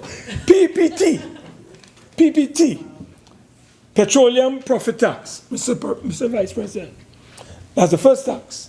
Then we have the Supplemental Petroleum Tax. And then you have the Unemployment Levy. Those three taxes govern the petroleum industry. Yes, go ahead. As I indicated, this has never been done before. So we thought we would start with just petroleum profits tax rather than all the other taxes. Okay. Well, my understanding, Mr. Vice President, is that the real lump sum that we would need at this period of drought, financial drought, is the SPT. And I'm being advised that, the SPT, along with the unemployment levy, can generate around $500 million for the Minister of Finance. And I understand the petroleum industry not happy, especially, Mr. Vice President, the lease operators. Those lease operators, there are about 25 to 30 of them, with the prices of oil so low, Mr. Vice President, they are reeling under pressure. And they would have liked to really get an opportunity to survive by the waivers that the minister announced for the petroleum profit tax. But because the SPT has been left out and the unemployment levy has been left out, those small lease operators, I understand there are about 25 to 30 of them in the oil industry or the energy sector, and they employ about 3,000 to 4,000 workers, Mr. Vice President, they are going to have some difficulty, and they would have welcomed this initiative. So I understand what the minister is saying, Mr. Vice President. It's a new experience, and because of that, he doesn't want to go too far. But because of the need for hard revenue, the need for that stream of revenue to come into the coffers of the consolidated fund at this time, I would ask the Honorable Minister to give consideration to extending this provision to the supplemental petroleum tax area as well as the unemployment levy area. So that, for instance, there will be an equal playing field in that industry, rather than, some will get what is called the amnesty as it relates to the PPT. But this SPT and the unemployment levy would not be touched at this time. And I think it's a matter that the minister ought to look at and examine and to determine whether you see, Mr. Vice President, if a proper assessment and analysis is done as to what is the likely generation of income that would, or revenue that would be generated if the minister were to apply it across the board, then the minister would have been able to realize, along with his technocrats, that he has a large stream of possible income flow into the consolidated fund if he goes along with the SPT and the unemployment levy as well. So do not confine it merely to the petroleum profit tax. I think you ought to examine the other area as well. Because at this point in time, Mr. Vice Senator, you have 5 more minutes. Yes, Mr. Vice President. At this point in time, Mr. Vice President, as the minister said, he reminds me of Max Centhouse. The late Max Centhouse. He needs the money. Right, he needs the money. And if he needs the money, We're trying to show him how to I believe, Mr. Vice President, we are very responsible opposition. Yes. Because I didn't have to come here and share this information with the minister. But the more revenue there is in the treasury and in the consolidated fund, is the more ordinary people will be able to access funding for a number of activities. So we might get back the baby grant. We might be able to get back, the grant for textbooks, Mr. Vice President. So all of these things and so on. So we come here in honesty and sincerity, right? Because I know that even BPTT chairman or president was saying some time ago that there's too much bashing of the multinational corporations. And even Senator Jerry Hadid, a businessman himself, is on record as saying in this parliament, why are we bashing foreign investors? I mean, he said once we have laws in place to extract what is necessary to advance the interests of the people of this country, because we can't do it on our own. We have to be very careful how we go about dealing with it.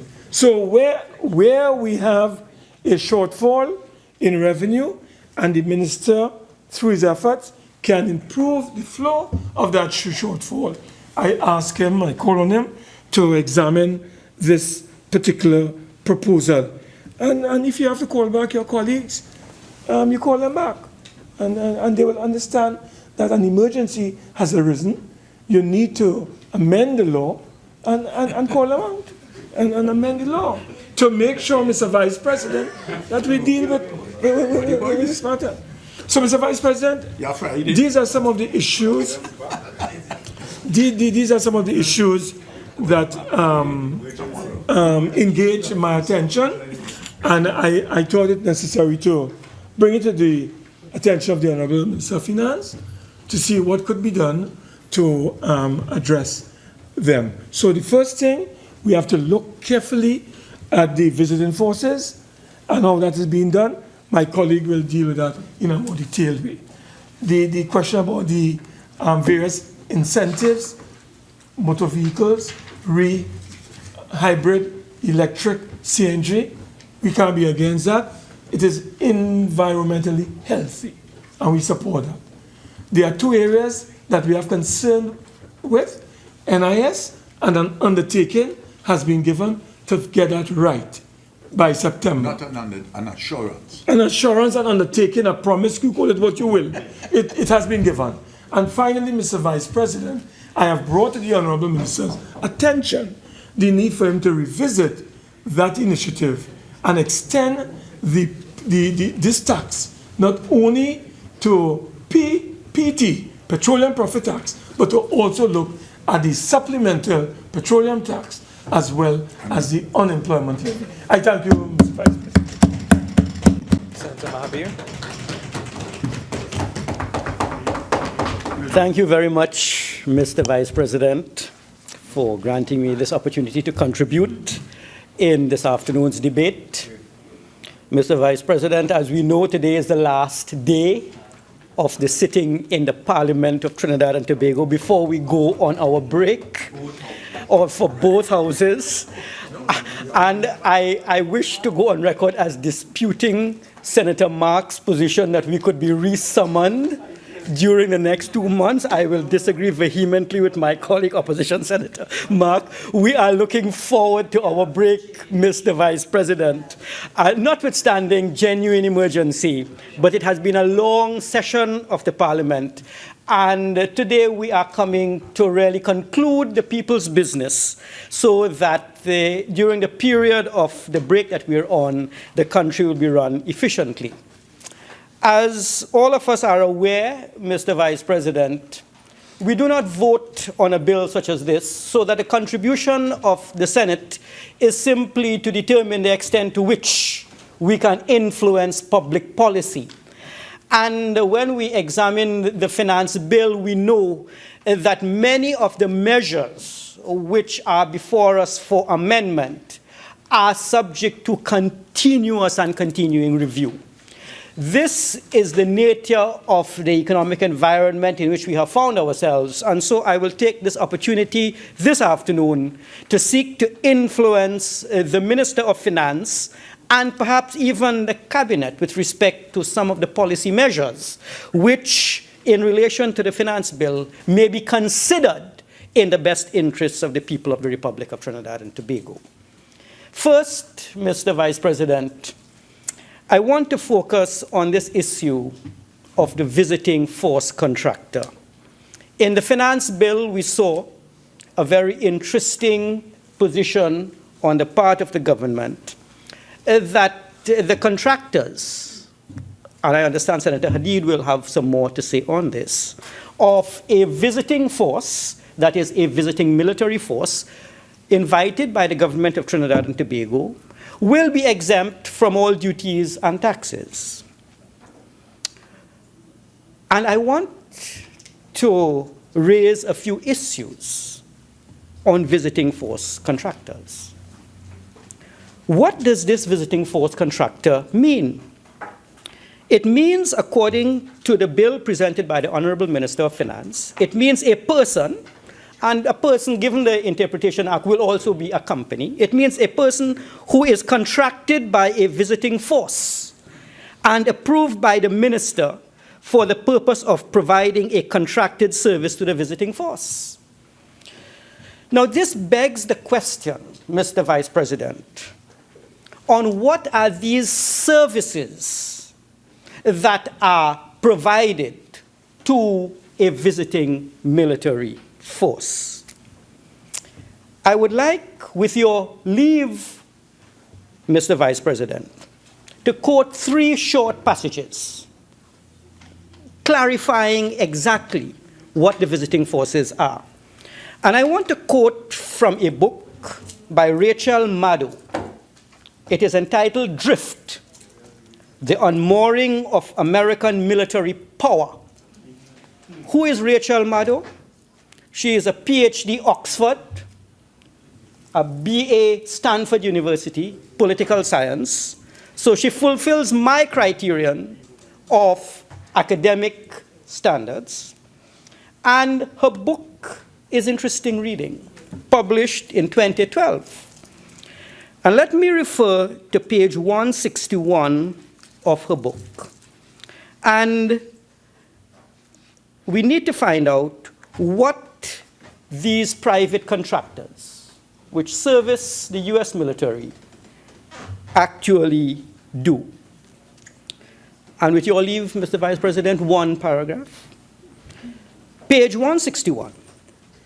Private for-profit companies had provided food service, garbage collection, and water bearing for previous missions. But in Bosnia, they do almost everything and in huge numbers. When 20,000 US soldiers were sent to help keep a fragile peace amongst the Serbs, Bosniaks, and Croats who had been fighting a bloody three-way war in the former Yugoslavia, an equal number of private company employees went with them. So we are not talking, Mr. Vice President, about a United States military detachment and a dozen or so employees from the private sector. 20,000 servicemen accompanied by an estimated 20,000 contractors. What have these contractors become?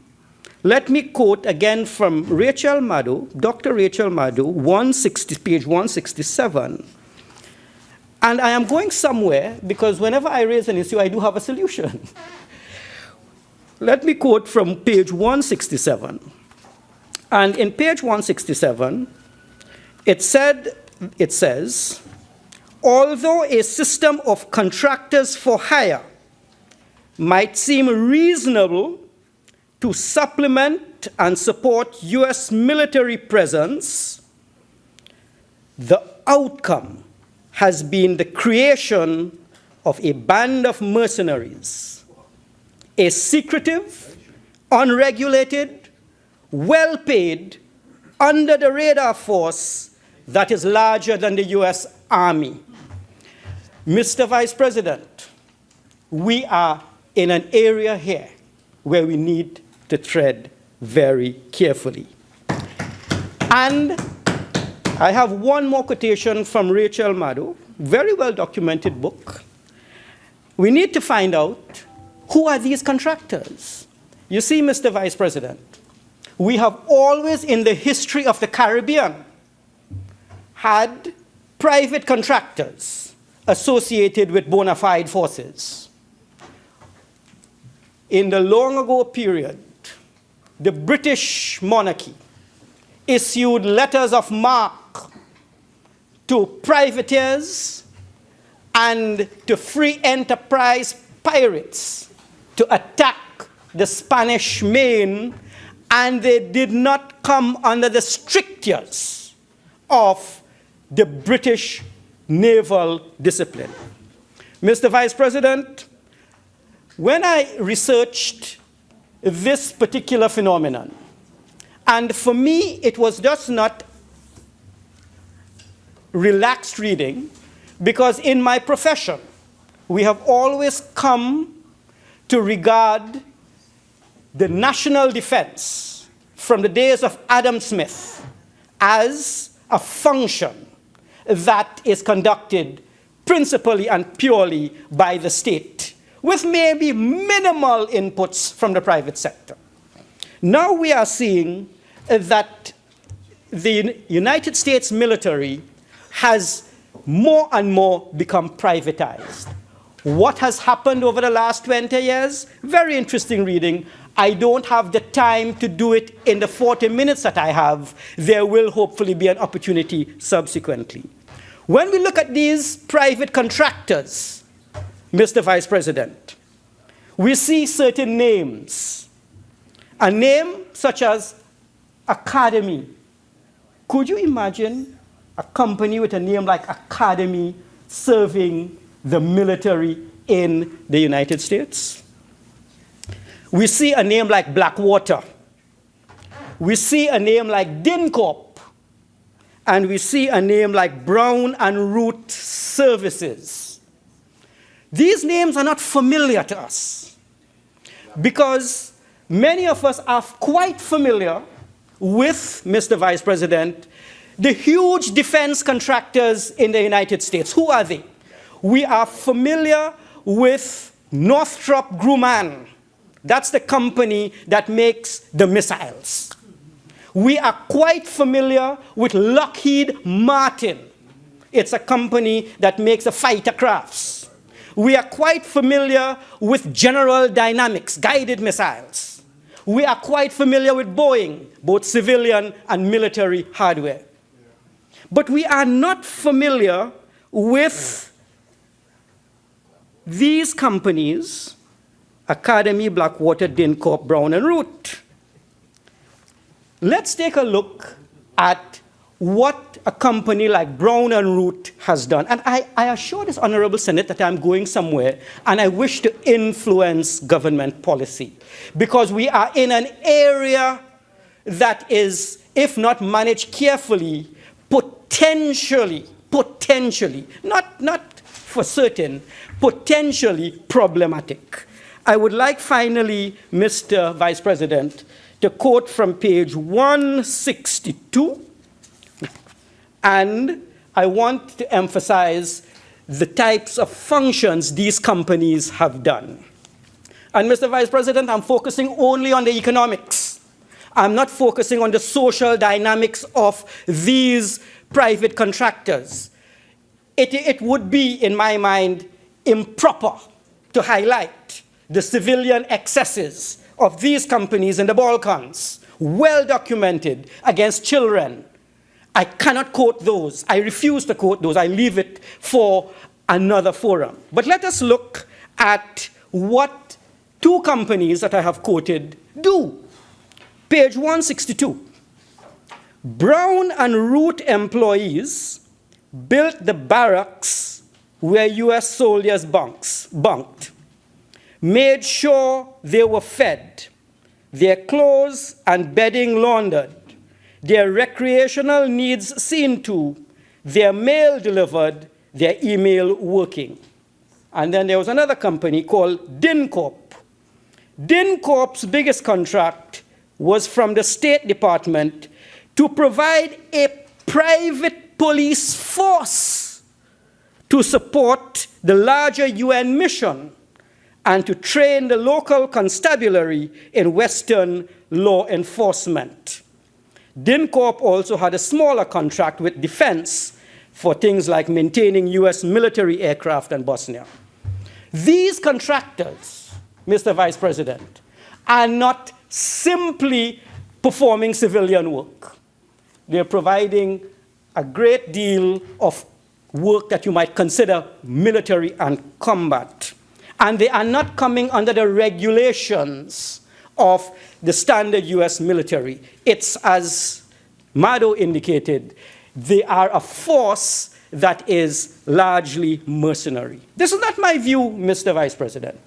This is a view of the international community, which has recognized these contractors engaged in military services for and on behalf of the US military as mercenaries.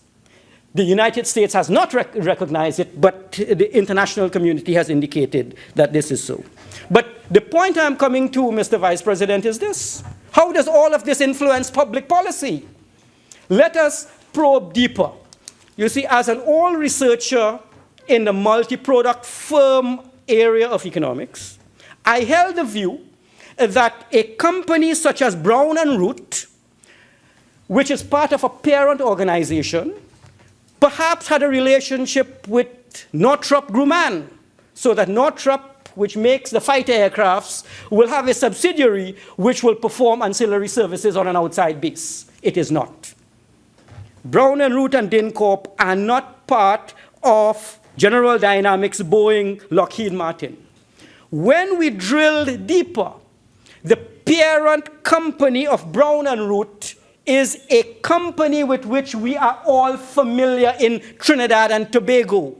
It is called Halliburton. Halliburton is one of the world's largest contractors for oil well services, for the energy sector.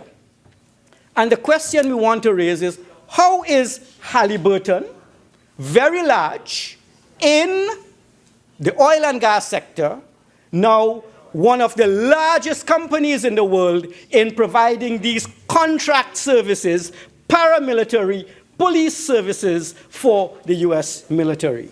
Well, the clue to that is the dedication of Rachel Maddow in her book to former Vice President Dick Cheney, "Oh, please let me interview you." Dick Cheney, of course, was one of the directors or one of the big individuals behind Halliburton, and then became Secretary of Defense. And of course, you would have found a lot of contract work for that company in the Balkans and elsewhere where the US found themselves in present. What is the issue, Mr. Vice President, for Trinidad and Tobago? Here we have a company like Brown and Root, which is a bona fide contractor for the US military, has a parent called Halliburton. Brown and Root will be entitled to duty-free concessions for inputs imported into Trinidad and Tobago. Have we made adequate provisions that the parent company, which is Halliburton, will not have access to these inputs, so that if Halliburton wishes to compete for contracts in Trinidad and Tobago, because Brown and Root is, in fact, in the construction business, if they wish to get into the construction sector, will their parent company have an unfair advantage in Trinidad and Tobago when we come to compete for contracts? Have we put into place measures where the inputs for use by the military in Trinidad and Tobago on behalf of the US will not be made available to the parent? This is unsure. And second, let us look at another scenario. The scenario is, suppose the US government, I know we have a treaty, suppose the US government wishes to establish a base on Monas Island, site of a large drug bust, and they said they would like to establish a site there to keep an eye on individuals across the Gulf, whoever they may be. Everything that is imported by the contractors are now larger than the core military. You see, what has happened is that the US government has found a clever way to reduce the cost of the military, and as the incidences arise, they will expand, and as the debacles have disappeared, they contract the military simply by using the private sector. These companies that will service the US military on, say, Nelson Island, Carrera Island, Shakashakari, wherever, to keep an eye on the mainland, is for the benefit principally of the United States government. And nothing is wrong with that. We have a very good cordial relationship. But these companies will be earning huge profits from their operations that will be generated to their shareholders in North America, whoever the shareholders are. It is a benefit to the US government. What are we getting out of it? As Senator Mark indicated, and this is where we are in total agreement, the minister needs the money. He needs the money, and this is an opportunity for revenue generation. So this is my recommendation, Mr. Vice President. I would recommend that the minister, the cabinet, give consideration to referring this matter of contractors to the Joint Select Committee on the Joint Select Committee, Mr. Vice President, on Foreign Affairs, of which I am a member, where this Joint Select Committee is responsible for all matters relating to the foreign policy of the government and examining the implications and likely effect on Trinidad and Tobago. This issue, Mr. Vice President, is new for Trinidad and Tobago, well documented. And I think we need to tread very carefully so that Trinidad and Tobago can protect its interest, establish and keep cordial relations with the United States. But at the same time, treaties must be reviewed continuously so that they are mutually beneficial. Remember, this, you see, I raise this issue. This matter first arose, Mr. Vice President, when we were establishing the Summit of America's Convention. So there was a toehold Now it has expanded into a treaty. And my concern is this. My concern is, once these contractors are established in Trinidad, what impact is it going to have on the civilian economy? Reading the law, the Visiting Forces Act law, I see that these individuals who run afoul of civilian law will be brought to book in the civilian courts. But reading the experience in various jurisdictions, what we have seen is that whenever a member of the civilian force, this civilian contracting force, commits an atrocity, he is not subject to military and martial law. The companies tend to just ship them out, and so they escape the legal process in the country in which they have committed the infraction. That's the civilian part. But I am concerned, really, with the impact of these visiting contractors on the civilian economy and what advantage we could get from them. We are making significant concessions. It is not a small matter, it's a huge matter.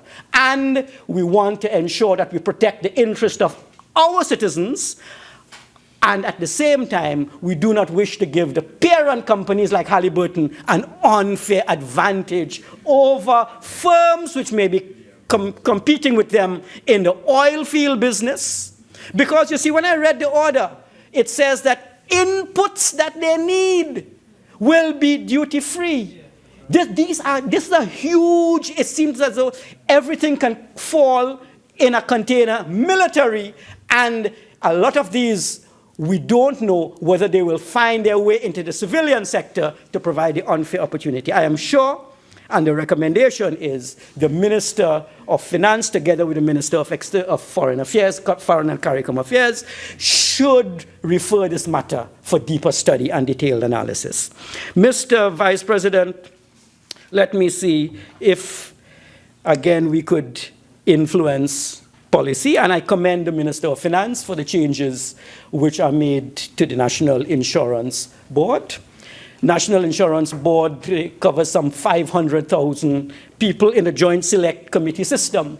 We were able to get the NIB to waive certificates of existence, life certificates, on an annual basis, which cost the retirees a significant sum every year simply to show that they're alive. And I am hoping that I could influence policy so that old age pensioners too can have their life certificates waived. Many of these people are immobile. So we can follow the position taken by NIB, and simply, it's so simple. It is one of those simple solutions that generated millions of dollars of benefit for the poor people. You simply look at all your beneficiaries in a year. Simply ask Ministry of Legal Affairs for all the debts in a year. You look at the debts and you look at the beneficiaries, strike them out, and those who have not died are assumed to be alive, and you continue to pay them their fee. I will make a plea on behalf of all the senior citizens in this country who are in receipt of the senior citizen grant to exempt them from this onerous difficulty. Yeah. Right. We will deal, Senator. You will have your turn to answer, Senator Mahabir, and you tell the elderly people to find themselves on a quarterly basis to make to make an appearance. But don't worry, we have a process already in place. NIB must be commended for this. NIB must be commended for this initiative, and we simply would like to extend it. And I understand, Mr. Vice President, that the private sector has also followed the private insurance sector, who offer annuities. Senator Hadid would, of course, be better qualified than I am, but I know there are some private insurance firms that have also adopted the NIB model to waive life certificates. What I would recommend to the Honorable Minister is that we, Mr. Vice President, try to improve the efficiency of the NIB. Senator Mark alluded to the fact that the last report is 2013. That is one issue. The second issue is that of the thousands of people who retire on an annual basis, not only are they facing difficulties getting their pensions from the controller of accounts on an annual basis, on a timely basis, It's going to be a month and a year, Mr. Vice President, since the last parliament was dissolved, and we haven't received our little pension yet. And I want to alert the national community. If senators and MPs have had to wait for a year and a month for a simple bullet pension, we understand, we sympathize with the people out there. And I know the Honorable Minister will do what is necessary to prod the public servants to ensure that we can pay a pension within a 6-month period. But there is an outstanding issue with the NIB, Mr. Vice President, and that is the notion of missing contributions. There are people in this country, working class people. The employers deduct regularly from their salaries NIB contributions. When you go to check that NIB, they will say 1998, but we only have 10 contributions from you. And for everyone in this chamber, please, I can tell you, check your NIB statements, reconcile them quickly, because when retirement time comes, it is going to be very, very difficult for you to get all your TD4 certificates, because now you, the payer, you had nothing to do with that. You must prove to them that you actually were working, and it can be tedious. So I think we need to prod the NIB to ensure that missing contributions are reconciled as soon as possible. Mr. Vice President, today is the last day. And in high school, the last day for school was always a half day. And in the afternoon, this is what we did. We did not go to school after lunch. But today is a hard day. And we wore a white T-shirt under our shirt. I am confessing my miscreants in public now, and we would take off our monogram and go to Jubilee Cinema in Chaguanas, and we would try, and in the afternoon we saw a movie, and unfortunately there was one priest called Brother Leonard who didn't bite nice. He came, and on that day that he got the fellas, I was not there. So I have a clean record, but I did break the law on the last day. You went to Jubilee, sat in pit with a T-shirt, and you saw a movie. Well, no, I am not going that far, Senator. But today, as the last day in the Senate, I see we have a lot of work to do. But let me continue with the work. We do. I was tempted to bring a T-shirt only to the Parliament. but let me focus on the motor vehicles. We have had much discussions with the Honourable Minister on the motor vehicle issue. And there is, Mr. Vice President, could you tell me how much time I have? Because I have a fair amount. Could you tell me how much? You have until 4:10. Thank you very much. 13 minutes. I think I'll be able to wrap up in that time. Because it used to be in the old days, Mr. Vice President, when the talk is going really well, a senator will ask for a little extension, but now even that right has gone. So we do have to complete within our 40 minutes. Let me look at the concessions on motor vehicles. On the motor vehicles, Mr. Vice President, I see that, and I am in agreement with the spirit, the letter, the intent of what the Honourable Minister is attempting to do.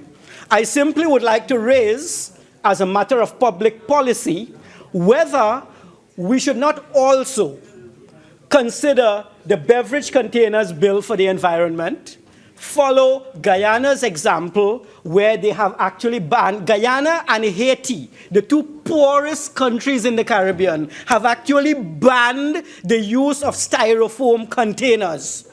They banned them, Guyana and Haiti. Let us look from our Haitian colleagues in CARICOM, because they didn't want their beaches and their rivers and their wildlife clogging up. Let us look at that and ensure that we could control plastic bottles and so on. And may I suggest to all parliamentarians, today is the last day, when we go to the beach, take a plastic bag, take some rubber gloves, pick up some garbage. Let us lead by example. I would like to do that. If people see me picking up garbage, they see me picking up garbage. Anytime I go to Cowra, I always take a garbage bag and I pick up whatever. There's some garbage across the river. I can't swim across there. How it got there, I do not know. But on the right side of the bank, I can collect. So let us talk the talk on the environment. But there is a concern, Mr. Vice President, that I would like to raise. And it refers to the hybrid vehicle that I had discussed with the minister. It says a hybrid vehicle means a vehicle with an engine size not exceeding 1999 cc's, which is capable of being propelled by a combination of an internal combustion engine and an onboard rechargeable energy system or other energy storage device.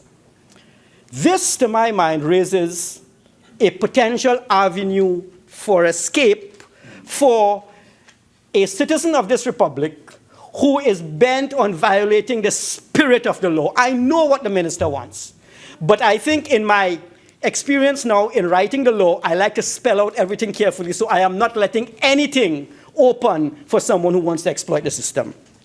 We want mid-sized cars. We want that. That's the spirit. Mid-sized cars, which are hybrids, should be available to a family, and not only the small cars. But again, I come back to the old BMW i8, which I raised with the Honorable Minister. And the i8 is an example of the 20 or so cars that I examined. What are the features of the BMW i8? It has, Mr. Vice President, a very small engine. The engine size of the i8 is 1499 cc's, a small gasoline engine. But it has a horsepower of 357 HPs. What it means, and what the issue is here, what is the function of this small engine? This small engine is an auxiliary engine. This car is largely going to be run on electrical power, and once the power charge has subsided, the gas engine kicks in. And someone, given my reading of the law, someone can simply say, well, this BMW i8 that is retailing for $140,000 US in America only has an engine size of 1499 cc's, less than the 1999 cc's outlined by the minister. Unless the minister can give us the assurance, because it is not clear to me that he is talking about the total power of the car and not only the power of the gasoline engine. I have sought a lot of advice on this. There are engineers on this bench. The minister himself is an engineer. The consensus is that the gasoline engine is an engine, but the electrical component is a motor, and there's a disconnect between the two. And I would recommend, since it is unclear, let us close the gap. I know we can't return to the House of Representatives to do anything, but in the meantime, I want to put it on record that I am of the view that any car, in addition to the CC rating, any car that is in excess of 140 horsepower, whether it is pure electric, hybrid, or gas. We look at horsepower, 140 horsepower, because I am not an engineer, I just love cars, but I'm not an engineer. I was advised that you have a conversion rate of some 15 cc's to 1 horsepower.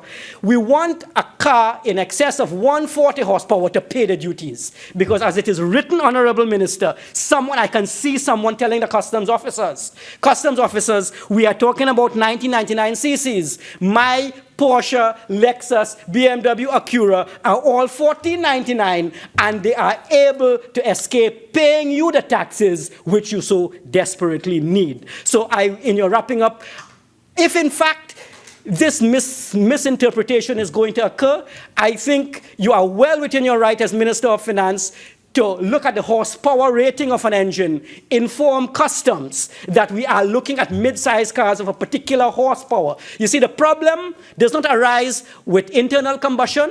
It does not arise with gasoline. It arises only with the hybrids because there is an escape. What is the engine? Do we consider the battery rechargeable system as an engine?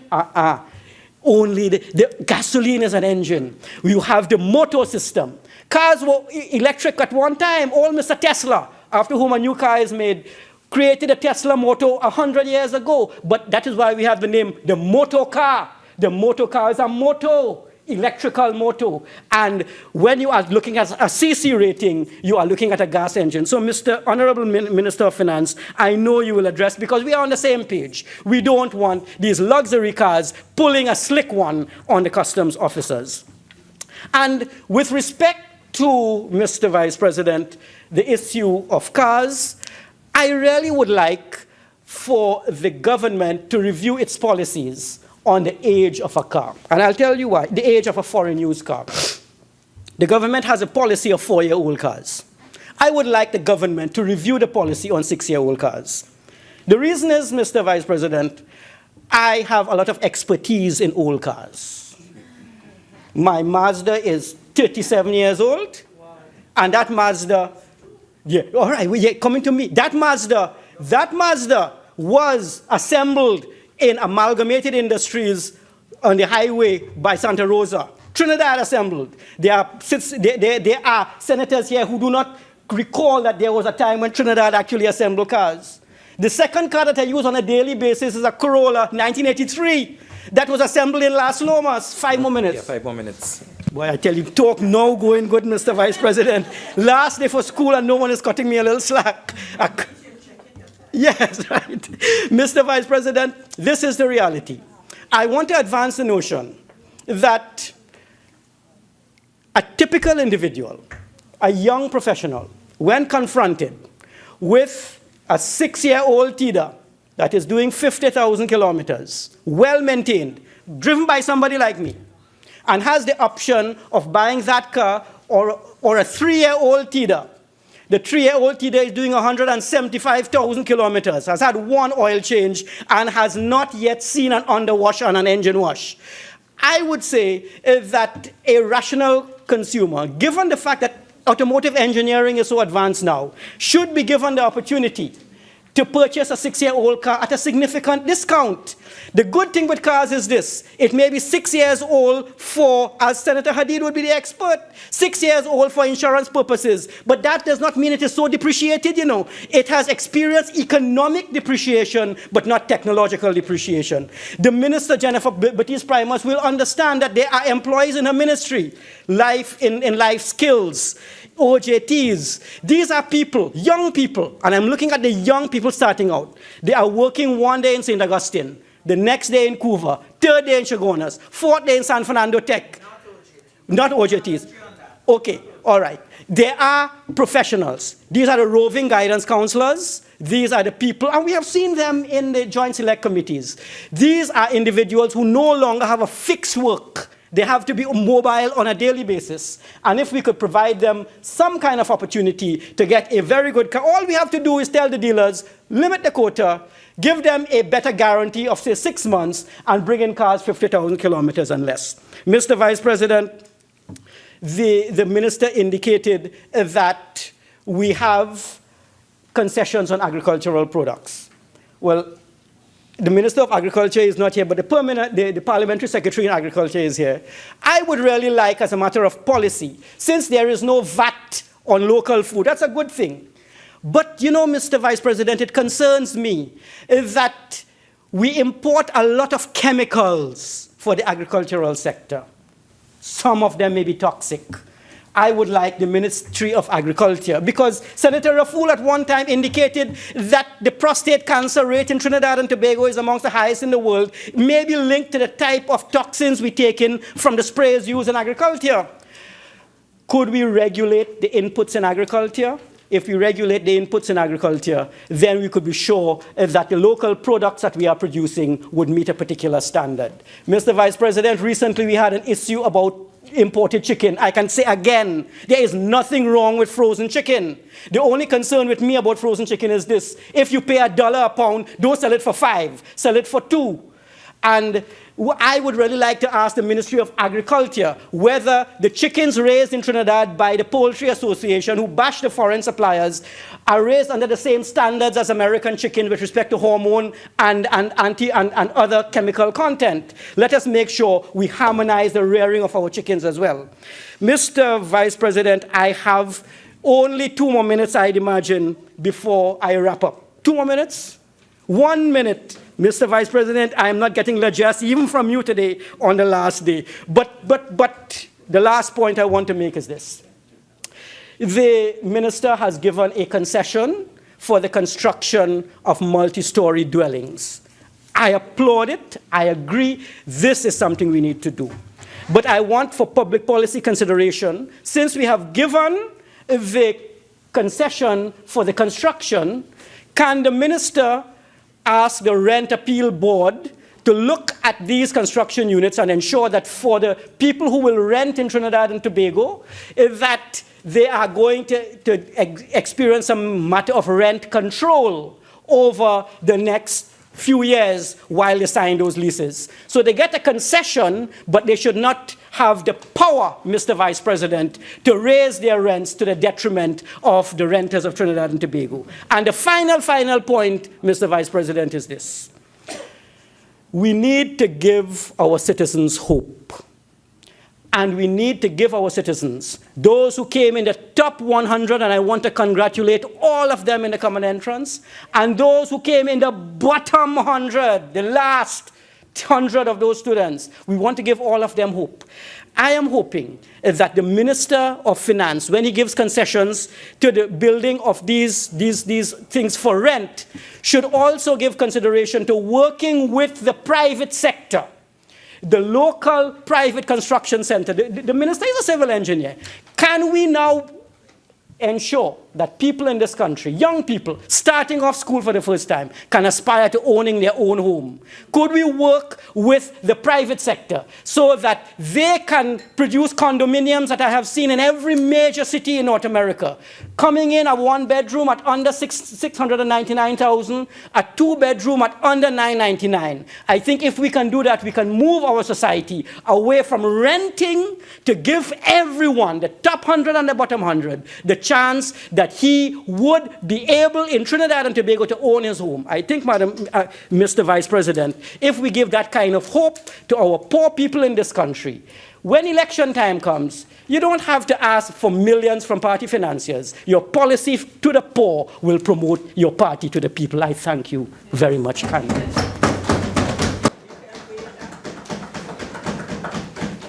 Honourable Senators, before I invite the next speaker, permit me to revert to item 3 on the order paper.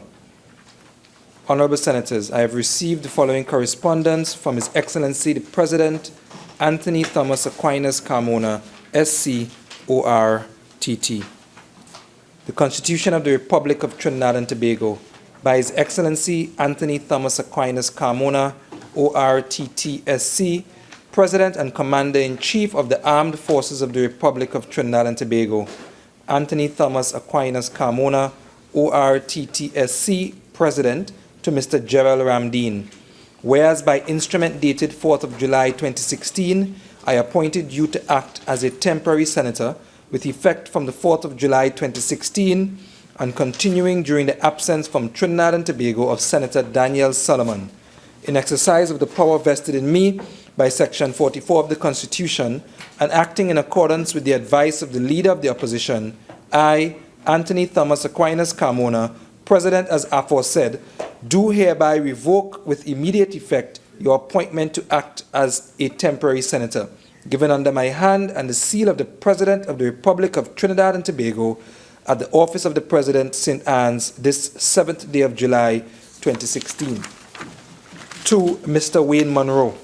Whereas Senator Daniel Solomon is incapable of performing his duties as a senator by reason of his absence from Trinidad and Tobago, now, therefore I, Anthony Thomas Aquinas Carmona, President as aforesaid, in exercise of the power vested in me by Section 44(1)(a) and Section 44(4)(b) of the Constitution of the Republic of Trinidad and Tobago, acting in accordance with the advice of the Leader of the Opposition, do hereby appoint you, Wayne Monroe, to be temporarily a member of the Senate with effect from the 7th of July 2016 and continuing during the absence from Trinidad and Tobago of the said Senator Daniel Solomon, given under my hand and the seal of the President of the Republic of Trinidad and Tobago at the office of the President, St. Anne's, the 7th day of July 2016. Honourable Senators, if Senator is required to take the oath, please stand.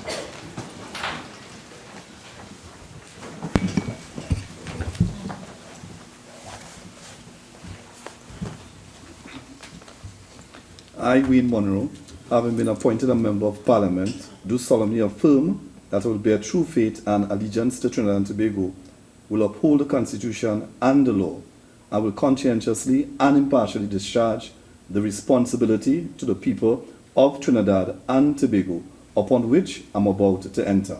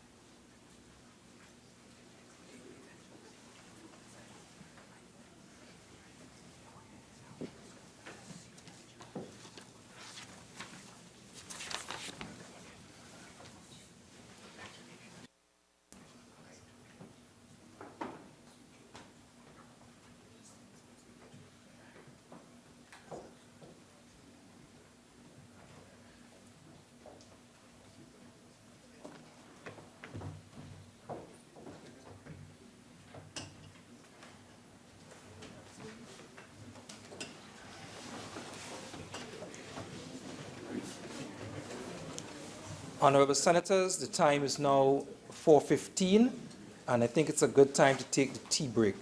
As such, this House will now stand suspended until 5 p.m.